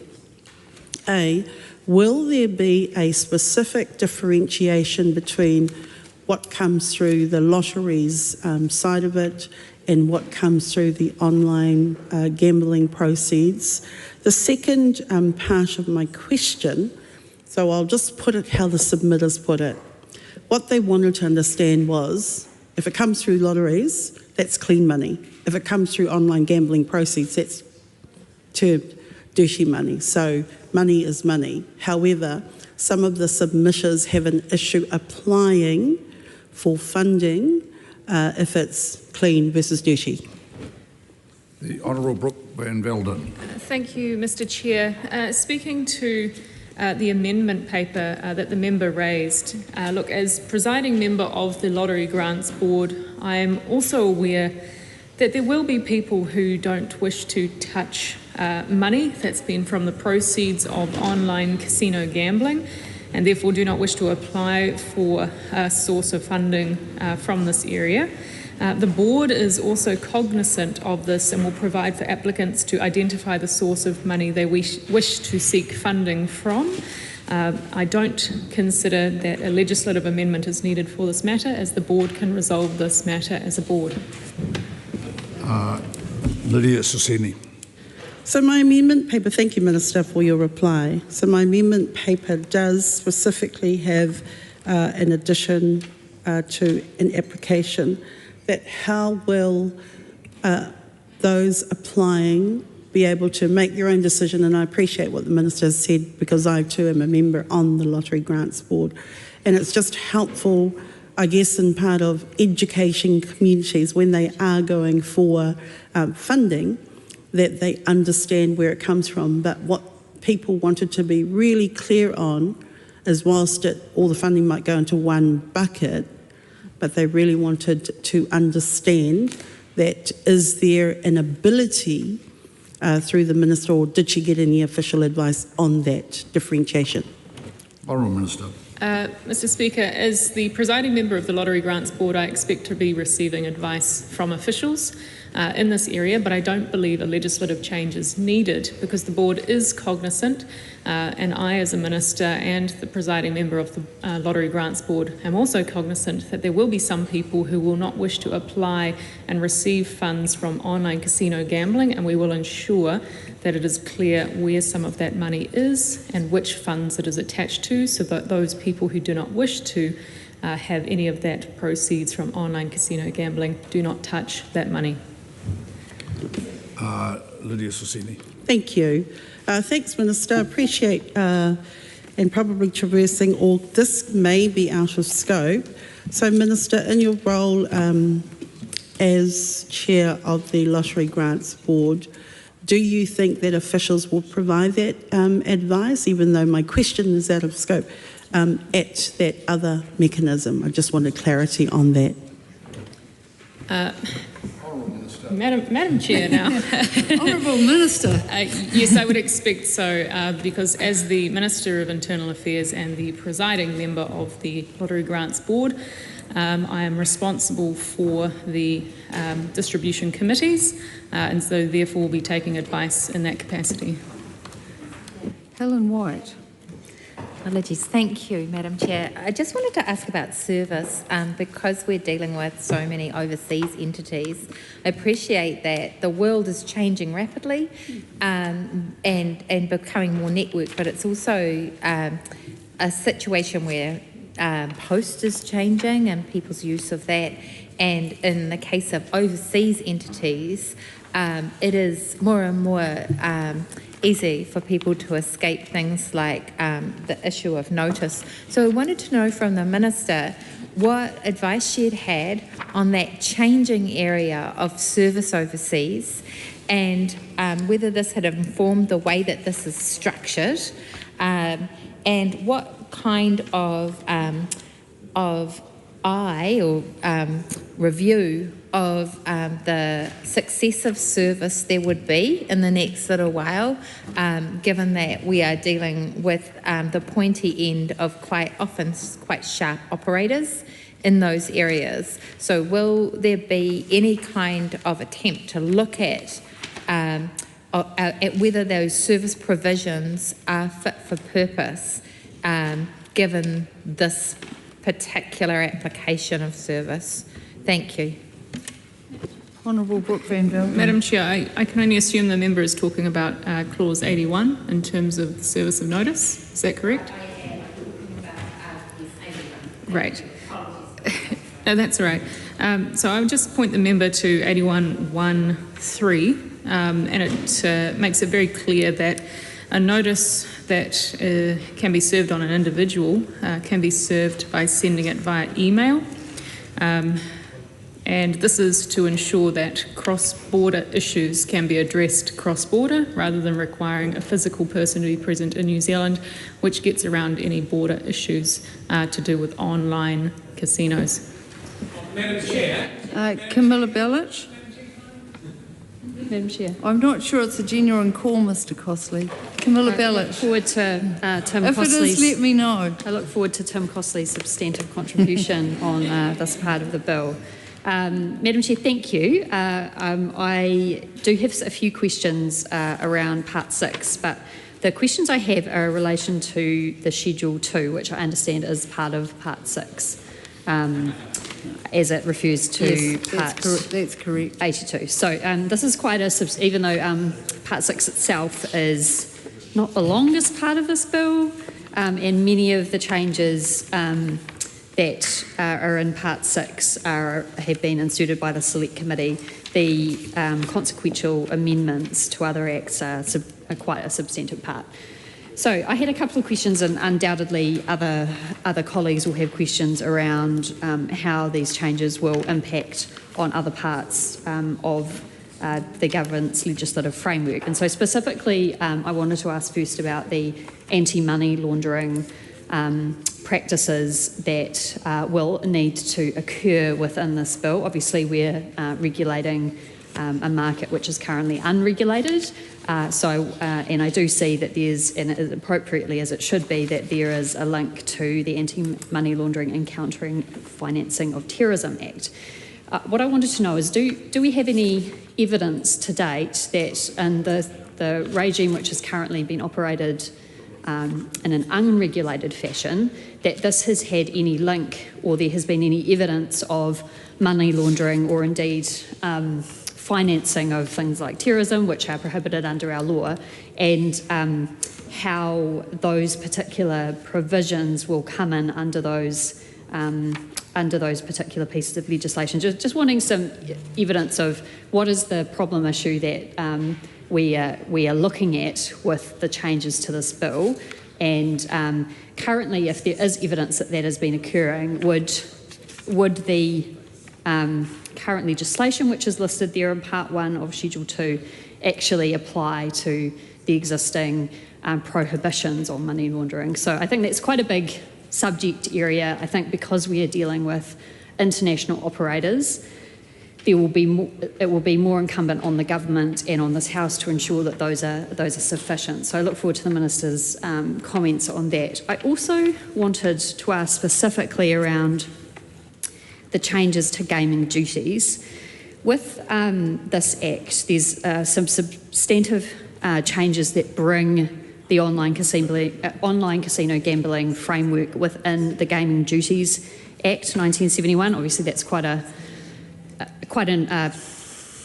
old act, I suppose, an act that has been around for some period of time. I just wanted to know, will the provisions in here effectively be allowing the taxation of those offshore providers in the same way as other current gambling operators are already being or providing taxation within New Zealand under that Act? And is this Gaming Duties Act 1971 able to sufficiently, I suppose, account for, I assume it's been amended substantively since 1971, the nature of the online gambling framework, because it obviously is a regime which has been around for a little while. And just the third issue that I wanted to raise within the schedule in Part 1 was there is a specific change to the Tax Administration Act in Schedule 7 after 34A, which talks about the change, and there's a slight change from the Select Committee has made in there too, which talks about the a specific allowance for the Commissioner to allow communication to someone who's an employee of the Department of Internal Affairs. I just wanted to know the kind of protections around these types of disclosures and what types of employees we're envisioning may be covered by this type of provision. So what is the mischief that this provision is trying to avoid, and what are the types of conversations that the drafters were thinking would occur that will then be prevented by the inclusion of 34B? Honourable Brooke Van Velden. So to answer off the first part of Camilla Bellich's question, she asked about the Anti-Money Laundering and Countering Financing of Terrorism Act requirements within the law. Look, the bill does bring online casino gambling operators under AML, CFT regulations because we're aligning it with existing explicitly covered and treated regulations for other forms of gambling here in New Zealand. The government doesn't have any specific evidence of any issues of this nature currently because it has been an unregulated market, which means that the government hasn't been capturing information in this area. However, going forward, this will bring it in line with physical gambling here in New Zealand. Camilla Bellich also asked about the gaming duties and whether the provisions allow taxation of offshore operators. Yes, I can confirm that they do. They are already paying a duty tax under other legislation, such as GST, but at 34B, we are removing this, and the answer is no. The government amendment paper addresses this. Helen White. Thank you. I haven't been on the committee on this matter, but I'm interested in the changes to dates in its Part 2, 7A, and I can see that there's been a decision to take out a sort of simple rule of the 29th day for the returns and a more complicated approach further down in that section. I'd just like to understand why. I'm particularly interested in whether that's something that is common to other practice, and really it is just the why. Why are we changing that in the way we are? Has there been a problem with that? More simple approach? Very keen to hear the Minister on that practice. Appreciate it might be for a very good reason. Thank you. Honourable Brooke Van Velden. Thank you, Madam Speaker. The member refers to the dates at 7A1A, and this aligns with the inland revenue tax payment dates. Madam Chair. Ryan Hamilton. I move that debate on this question now close. The question is that debate on this question now close. All those in favour say aye. Aye. Contrary, no. No. The ayes have it. Party vote has been called, please, Clerk.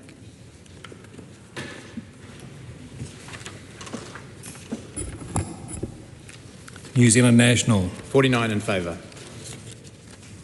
New Zealand Labour. 34 votes opposed. Green Party of Aotearoa, New Zealand. 14 votes opposed. Act New Zealand. 11 votes in favour. New Zealand 8 First. votes in favour. Te Pāti Māori. 5 votes opposed. Taku Te Wheres. 1 vote opposed.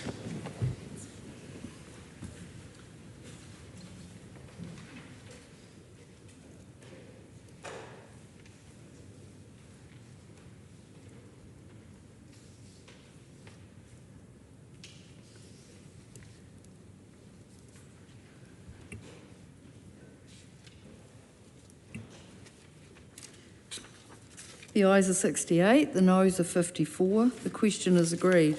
The question is that Lamonga Lydia Sosini's tabled amendment to AP number 530 replacing new clause 80E be agreed to. All those in favour say aye. Aye. Contrary, no. No. The noes have it. Party vote is called, please, Clerk. New Zealand National. 49 opposed. New Zealand Labour. 34 votes in favour. Green Party of Aotearoa, New Zealand. 14 votes in favour. Act New Zealand. 11 votes opposed. New Zealand 8 First. votes opposed. Te Pāti Māori. 5 votes in favour. Taku Te Wheres. 1 vote in favour.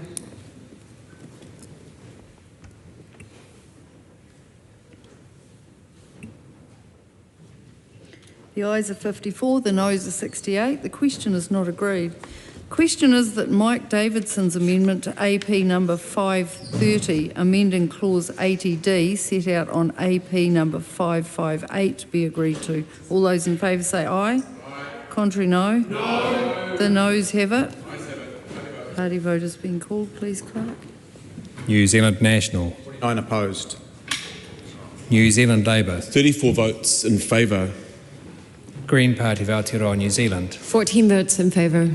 Act New Zealand. 11 votes opposed. New Zealand 8 First. votes opposed. Te Pāti Māori. 5 votes in favour.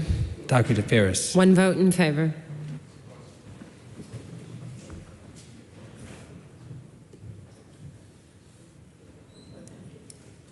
The ayes are 54, the noes are 68. The question is not agreed.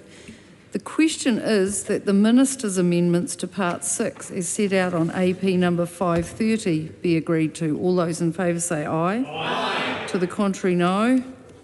The ayes have it. Party vote has been called, please, Clerk. New Zealand National. 49 in favour.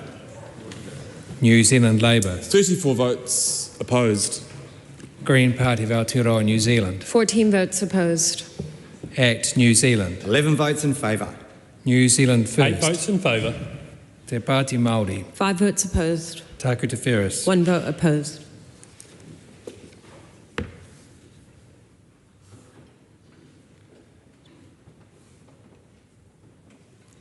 The ayes are 68, the noes are 54. The question is agreed. The question is that Lamonga Lydia Sosini's amendment to insert new clause 80G as set out on AP number 538 be agreed to. All those in favour say aye. Aye. Contrary, no. No. The noes have it. Party vote has been called, please, Clerk. New Zealand National. 49 opposed. New Zealand Labour. 34 votes in favour. Green Party of Aotearoa, New Zealand.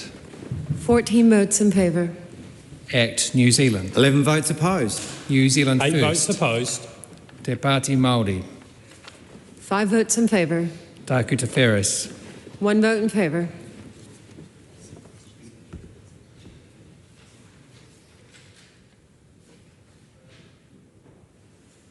The ayes are 54, the noes are 68. The question is not agreed.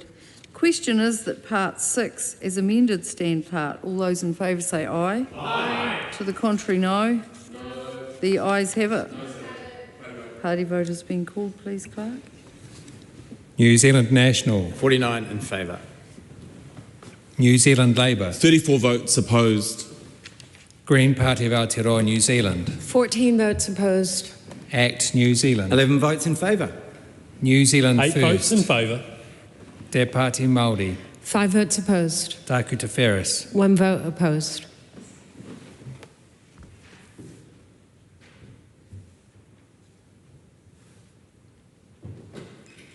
The ayes are 68, the noes are 54. The question is agreed.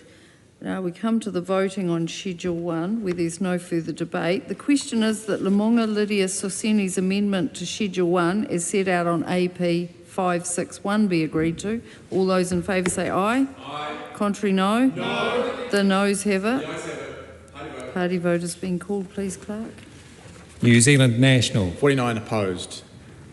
New Zealand Labour. 34 votes in favour. Green Party of Aotearoa, New Zealand. 14 votes in favour. ACT New Zealand. 11 votes opposed.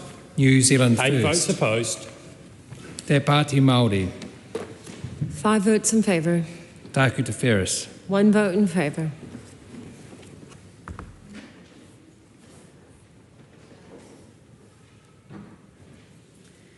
The ayes are 54, the noes are 68. The question is not agreed. The question is that Schedule 1 stand part. All those in favour say aye. Aye. Contrary, no. No. The ayes have it. No. Party vote has been called, please, Clerk. New Zealand National. 49 in favour. New Zealand Labour. 34 votes opposed. Green Party of Aotearoa, New Zealand. 14 votes opposed. ACT New Zealand. 11 votes in favour. New Zealand First. 8 votes in favour. Te Pāti Māori. 5 votes opposed. Taku Te Whereas. 1 vote opposed.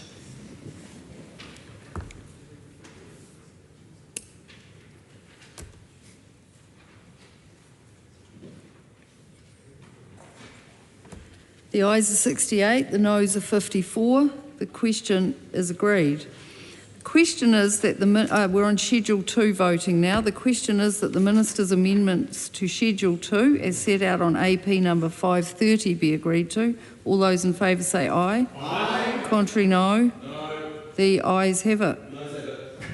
Party vote has been called, please, Clerk. New Zealand National. 49 in favour. New Zealand Labour. 34 votes opposed. Green Party of Aotearoa, New Zealand. 14 votes opposed. ACT New Zealand. 11 votes in favour. New Zealand First. 8 votes in favour. Te Pāti Māori. 5 votes opposed. Taku Te Whereas. 1 vote opposed.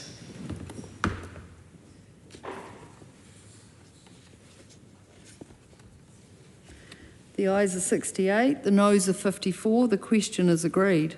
Timothy Paul's amendment to Schedule 2 as set out on AP number 507 is ruled out of order as being inconsistent with the previous decision of the committee. Mike Davidson's amendment to Schedule 2 as set out on AP number 543 is ruled out of order as being inconsistent with the previous decision of the committee. The question is that Schedule 2 as amended stand part. All those in favour say aye. Aye. To the contrary, no. No. The ayes have it. Party vote has been called, please, Clerk. New Zealand National. 49 in favour. New Zealand Labour. 34 votes opposed. Green Party of Aotearoa, New Zealand. 14 votes opposed. ACT New Zealand. 11 votes in favour. New Zealand 8 First. votes in favour. Te Pāti Māori. 5 votes opposed. Taku Te Whereas. 1 vote opposed.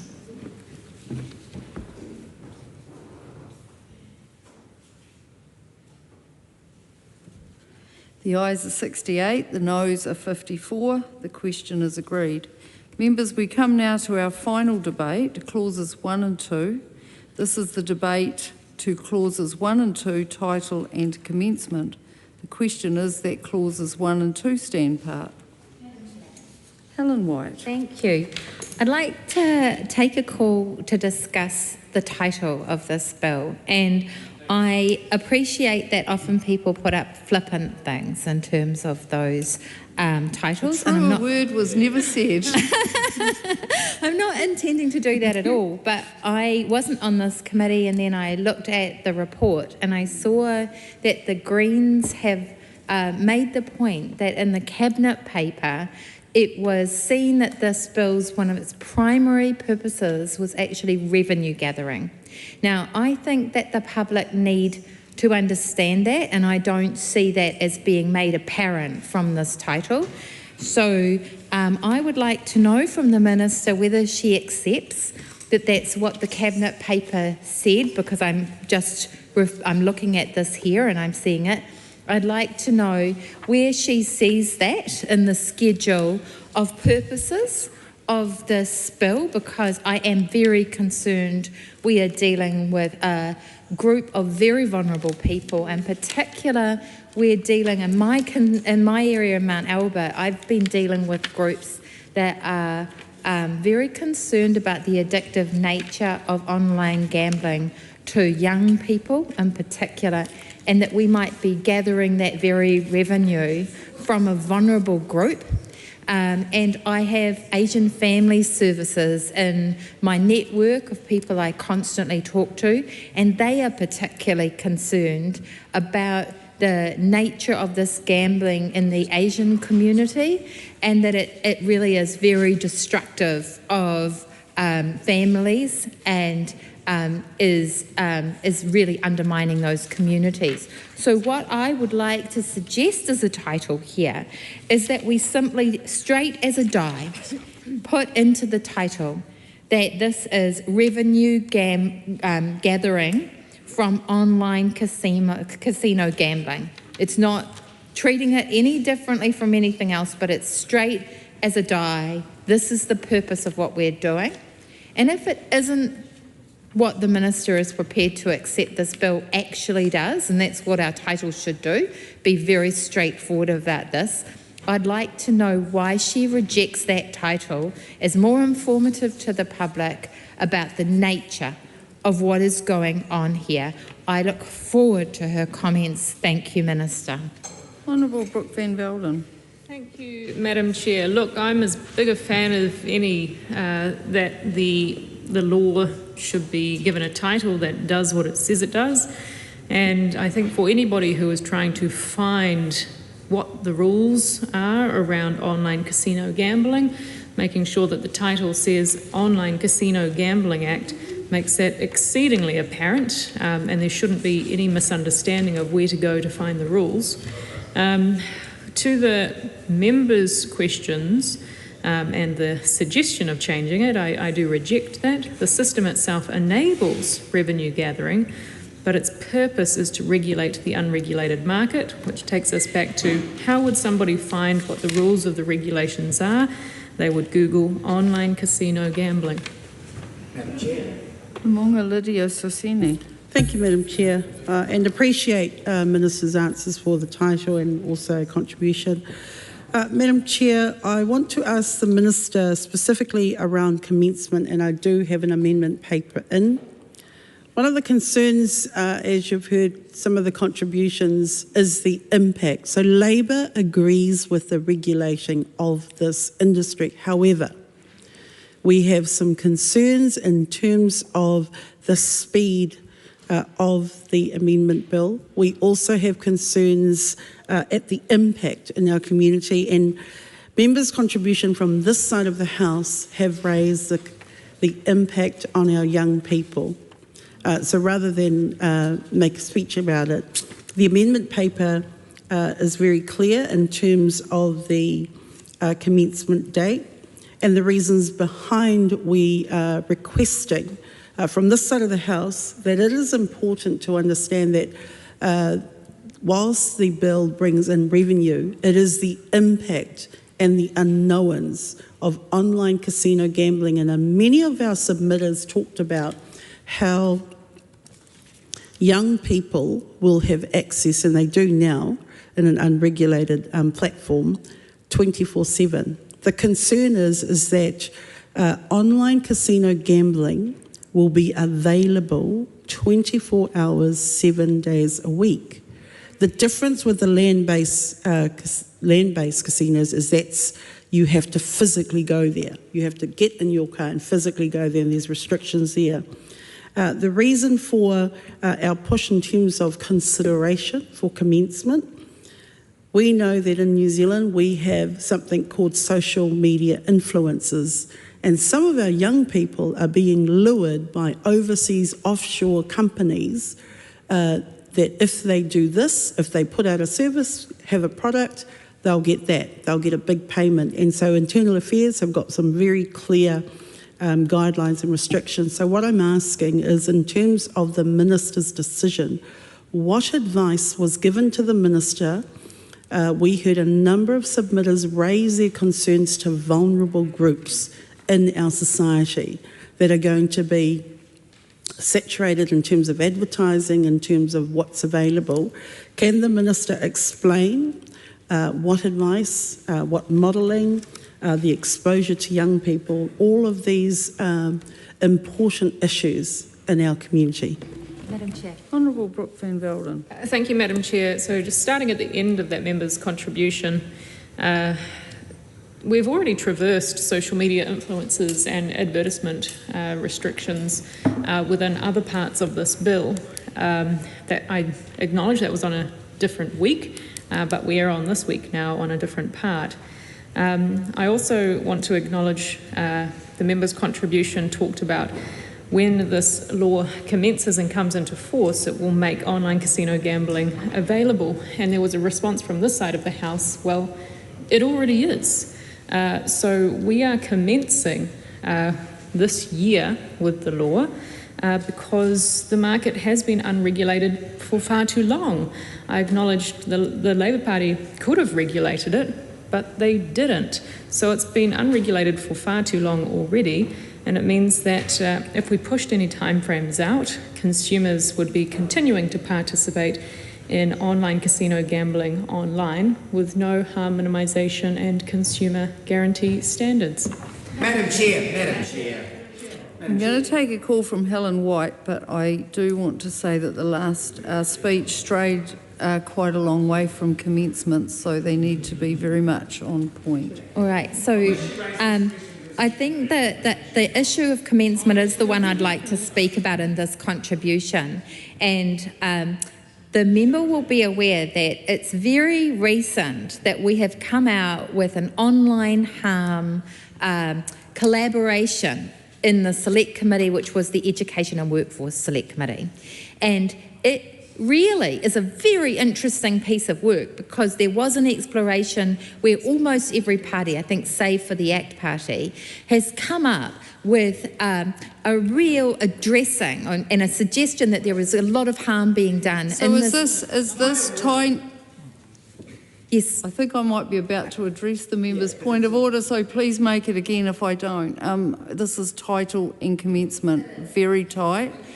Maybe if I start with why it's important to commencement. I think just go to title and commencement because we're traversing things that have already been said and not necessarily relating to this piece of legislation. So title and commencement only. So thank you, Madam Chair. My point is that in a world that's changing so rapidly, the commencement of this bill at this time, when this work is starting to be cross-party and there's an understanding of the harm of addiction in this area, particularly young people, that is a moving feast, and it would be very helpful to see whether the minister's considered that work and the capacity perhaps to move the commencement of this out long enough for that work and that understanding to be actually looked at because it is so relevant to the harm that's being done in the area.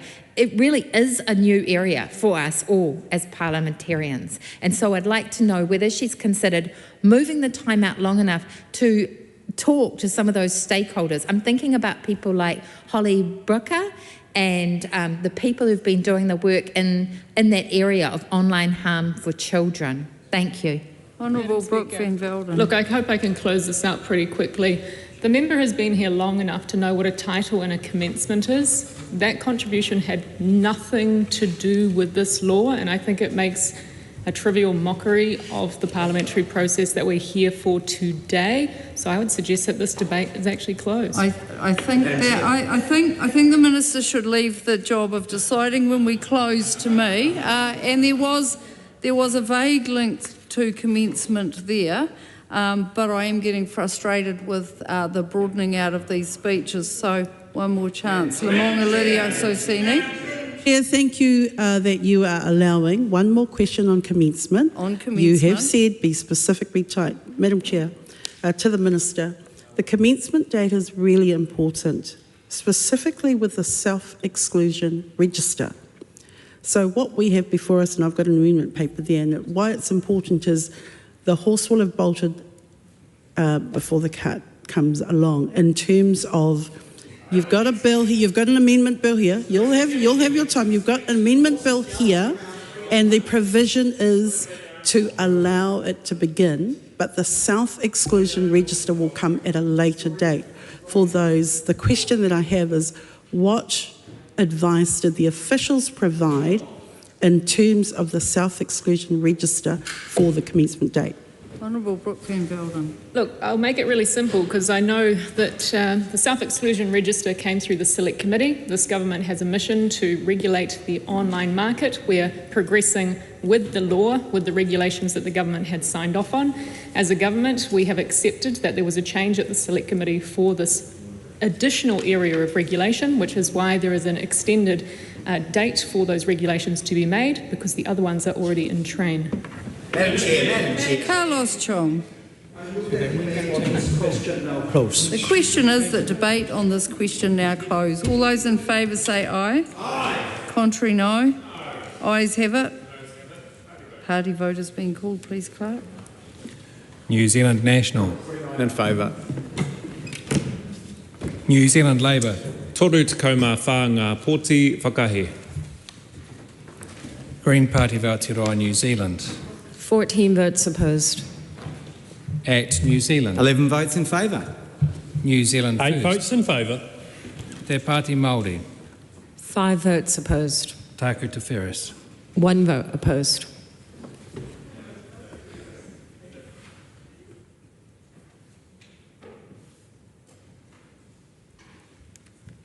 The ayes are 68, the noes are 54. The question is agreed. The question is that clause 1 stand part. All those in favour say aye. Aye. To the contrary, no. The ayes have it. Party vote called, please, Clerk. New Zealand National. 49 in favour. New Zealand Labour. Toru Takauma Whānga Pōti Whakahe. Green Party of Aotearoa, New Zealand. 14 votes opposed. Act New Zealand. 11 votes in favour. New Zealand 8 First. votes in favour. Te Pāti Māori. 5 votes opposed. Taku Te Wheres. 1 vote opposed.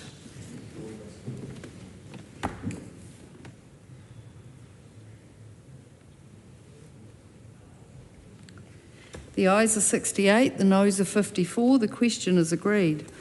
Oreni Kuiper has tabled amendment to clause 2 is out of order as referring to an indeterminate event and not providing sufficient certainty.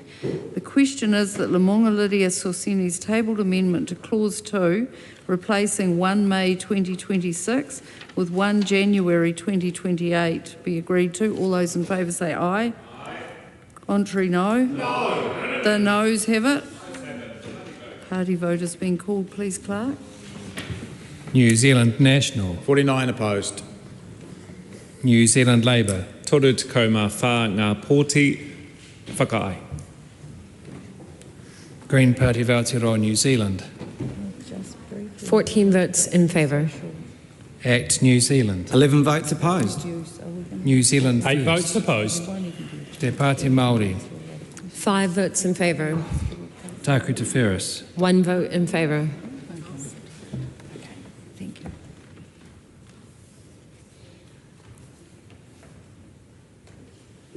The ayes are 54, the noes are 68. The question is not agreed. The question is that Lamonga Lydia Sorseni's amendment to Clause 2 as set out on AP number 561 be agreed to. All those in favour say aye. Aye. Contrary, no. No. The noes have it.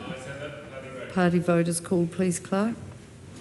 New Zealand National. 49 opposed. New Zealand Labour. Toru Tacoma Whānga Pōti Whakaai. Green Party of Aotearoa, New Zealand. 14 votes in favour. ACT New Zealand. 11 opposed. New Zealand 8 First. votes opposed. Te Pāti Māori. 5 votes in favour. Taku Te Wheres. 1 vote in favour.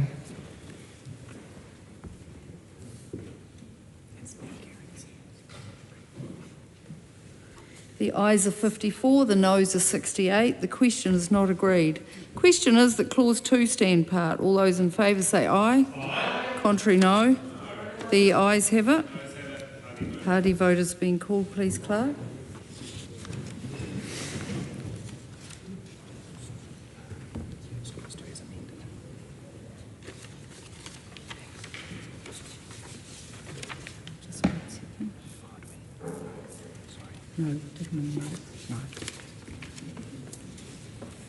New Zealand National. 49 in favour.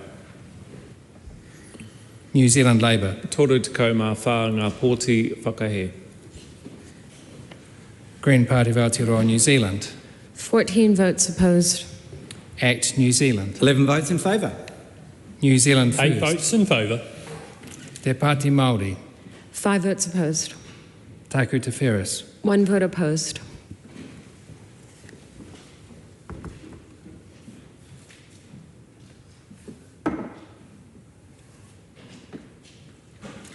The ayes are 68, the noes are 54. The question is agreed. I will report this bill with amendment presently, and I'll just ask the members to bear with me while we get our next item of business. Thank you.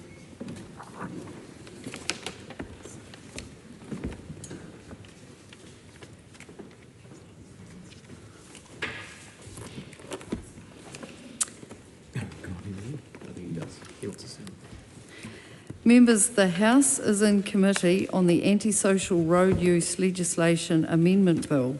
We start with Part 1. Part 1 is the debate on Clause 3 to 23, Amendments to Land Transport Act 1998 and Schedules 1 and 2. The question is that Part 1 stand part. Madam Chair.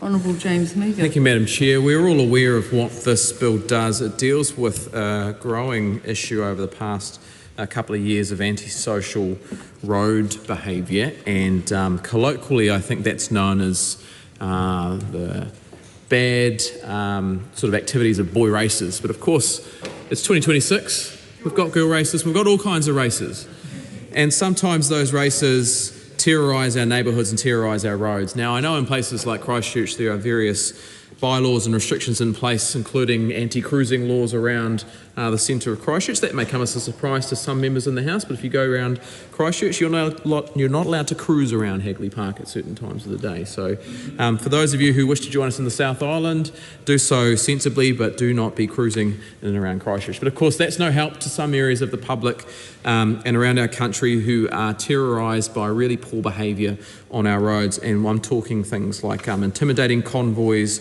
We're talking groups of motorists who are determined to do nothing more than to spend their nights and early hours of the morning doing burnouts on roads and terrorising the neighbourhoods and generally just creating dangerous or reckless situations for the general public. So, Madam Chair, this is the piece of legislation which is aiming to address some of those issues, and in particular this part, we're talking about the part which amends the Land Transport Act. That does a lot of the heavy lifting in terms of creating a new offence of dangerous or reckless activity.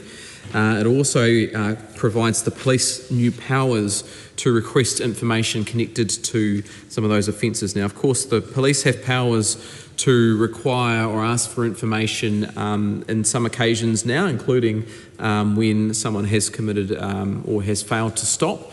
And I recall, if anyone has done the Otago University first year law exams, we had to memorise 6 out of 10 essays. One of those essays was interpreting the failure to stop section. So this gives me a bit of a throwback to my law career, and I'm glad that we're now providing the police some additional powers to require that information, because of course when these large convoys or when these large gatherings appear and they are creating chaos and havoc, it can be difficult to determine who is responsible for those vehicles in order to take the enforcement action later on, such as impounding those vehicles, forfeiting those vehicles, and perhaps even maybe crushing those vehicles. So, Madam Chair, this part makes amendments to the Land Transport Act to provide some powers and some enforcement mechanisms in those areas, and I'm sure members will have some significantly interesting questions and contributions to make.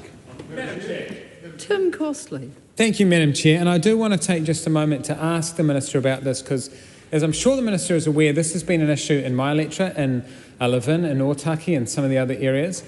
It's something I've been advocating for to the Minister for a while. I even had draft Members' Bill legislation, but of course, thankfully, the government has chosen to act, seeing the wider issue, and bring this in. But I do just want to seek his reassurance that this is going to suitably address it, because I think of the two significant events that took place in Oxford Street and Levin. We had police officers assaulted during one, but also it's the need to be able to conduct that follow-up action to go and bring meaningful consequences that will deter further efforts. The police in the second instance did a tremendous job in shutting this down and seizing them, but they need the tools, and I want to make sure they'll be in place. And I'm thinking of the residents I met with in places like Meadow Street, in Otaki, and Oxford Street and Levin, even in Old Main Road North and Waikanai. And I just want to get some assurance, not just for me, but for the people that might be watching or engaging with us online, that this is going to, it sort of tools up the police, it gives them some more powers to go after them, it brings in meaningful consequence, and it's going to enable us, reassure local citizens that we are giving the police the tools to actually go after these guys and bring some consequence back. Thank you. Honourable James Meagher. Madam Chair, that's an excellent contribution. I think it shows the value of having good, strong local representation on issues that are important to parts of the country like Otaki, like Kapiti, like Lower Hutt and like Central Christchurch. Madam Chair, the bill does a number of things to address Mr Costley's concerns and the concerns of the community in Otaki. It creates new offences for those who are engaging in reckless behaviour. It creates new offences for intimidating convoys. So not only are you having the case where you have to be stationary in one place causing issues, if you are actually travelling on the road and using your behaviour to intimidate other people, maybe up and down the state highway there, Otaki to Levin and north of Levin, causing a whole lot of issues on the road, it creates offences for those too. It gives police greater powers to identify those who are involved in street racing. It gives police powers actually to close off those roads where those activities may be undertaking, to take some preventive action and also to make sure that we can better deal with these issues. It introduces new $1,000 infringement fines and court-ordered fines. It increases the fines for excessive noise. And another thing it does is it allows police the ability to impound those vehicles so that those individuals who are facing the consequences of their actions do not go and sell them off to their mates on Trade Me Motors or on Auto Trader, if they still do that, and avoid the consequences of their behaviour. So to the people of Otaki, the people of Lower Hutt, the people of Christchurch, you can be assured that help is on the way with this legislation. Honourable Dr Duncan Webb. Oh, thank you, Madam Chair. That's great to hear that from the Minister and see the little bit of lectioneering for the member over there. But it is the no cruising signs in Christchurch that the Minister alluded to are actually quite amusing, because there's signs everywhere that say no cruising zone ends here. So I'm assuming that means that that is where the cruising zone starts. If the no cruising zone ends, the cruising zone must start, and it's not far from where I live. But actually my first question is about one of the centrepieces of the legislation, and it's clause 10 of the bill, new clause 39A, which is creates the offence of dangerous or reckless activity offence conduct in frightening or intimidating convoy. And it just strikes me, and the Minister might want to comment, that this would be quite hard to commit, because to do so, the first thing is, to prove it, you have to prove that they're engaging in a dangerous or reckless activity offence, right? And that's subsection 2 lists those. So, for example, reckless use of a motor vehicle is what it's traditionally called, would be one. That's already a very serious offence. In fact, I believe it's an imprisonable offence. So you've got to be engaging in road use that's already illegal at the highest, almost the highest level. Not just careless use of a motor vehicle, reckless or dangerous use of a motor vehicle. So that's, and then it says, and operates the motor vehicle. So that's, just being the driver or the user of the motor vehicle. And another is intending it to frighten and intimidate. And it may be also operates that motor vehicle as part of a convoy. So you've got to have 4 elements: committing a serious traffic offence, being the operator of the vehicle, being in convoy, and being frightening and intimidating. Now, it strikes me that, you could get a convoy that's frightening, but, and I think the general public thinks this is what they're doing, that if there's 3 cars with, stereos blasting and people yelling out the windows, now that's not dangerous or reckless, but it's frightening or intimidating. But you actually have to be doing something which is already an offence. So, for example, driving in not just over the speed limit, but dangerously over the speed limit. That would catch it, or coming around corners, drifting around a corner, which the minister might not know, but that means when you lose traction and the back slides. So I mean, I guess my point is this: what is it the government's intention that 3 cars, or in fact a convoy is 2 cars going a bit fast, being loud and threatening, is caught? Or does it actually intend that additional aggravating factor of there being a very serious traffic offence being committed at the same time is intended? So it's those 4 ands in there which are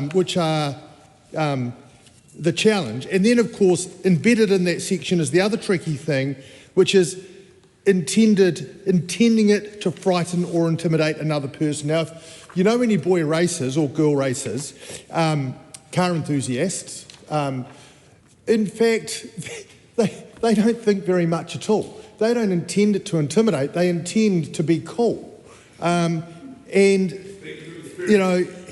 So I guess that kind of intention thing seems to be a little perplexing. Now, and they don't actually think ahead as to whether that, so knowing that, or being reckless that, they don't know, they're not knowing or reckless either, they just don't even think about it. Because recklessness is willful blindness. They're not willfully blind, they're just stupidly blind, which is an entirely different thing. So that is I'm struggling to see how that particular, I'm struggling to see how that particular section will operate in practice, and if the Minister wants to comment on that, that would be useful. Honourable James Meagher. Oh, Madam Chair, there was a lot in that contribution from Dr Webb, and I think one thing we can say with certainty from that contribution that he wasn't electioneering, because of course he's going to leave us at the end of this term of Parliament, and we will miss his insightful judicial mind and his forensic analysis of bills clause by clause, and also his contribution to the Justice Committee. Now, of course, the government's intention in this bill is to prevent dangerous or reckless activity being undertaken whilst travelling in a convoy, and that activity needs to be intended to be frightening or intimidating to another person, or the people need to know that, or being reckless as to whether or not it is likely to be frightening or intimidating to another people. And the activity that they undertake has to be dangerous or reckless conduct as defined under subsection 2, and they also have to be operating the motor vehicle and they have to be engaging in that conduct while operating that motor vehicle as part of a convoy. So Dr Webb has asked and answered the questions about what the government's intention is. It is intended to create this offence to stop those very dangerous, very reckless, very frightening, very intimidating convoys that are going up and down our highways, up and down our motorways, in and out of our leafy suburbs, all through central Christchurch, causing chaos and frightening people on the road, and we think that's a bad thing and we're going to stop it. And with that, it becomes time for me to report progress. Thank you. Thank you. I would have gotten into it, but see you guys next week.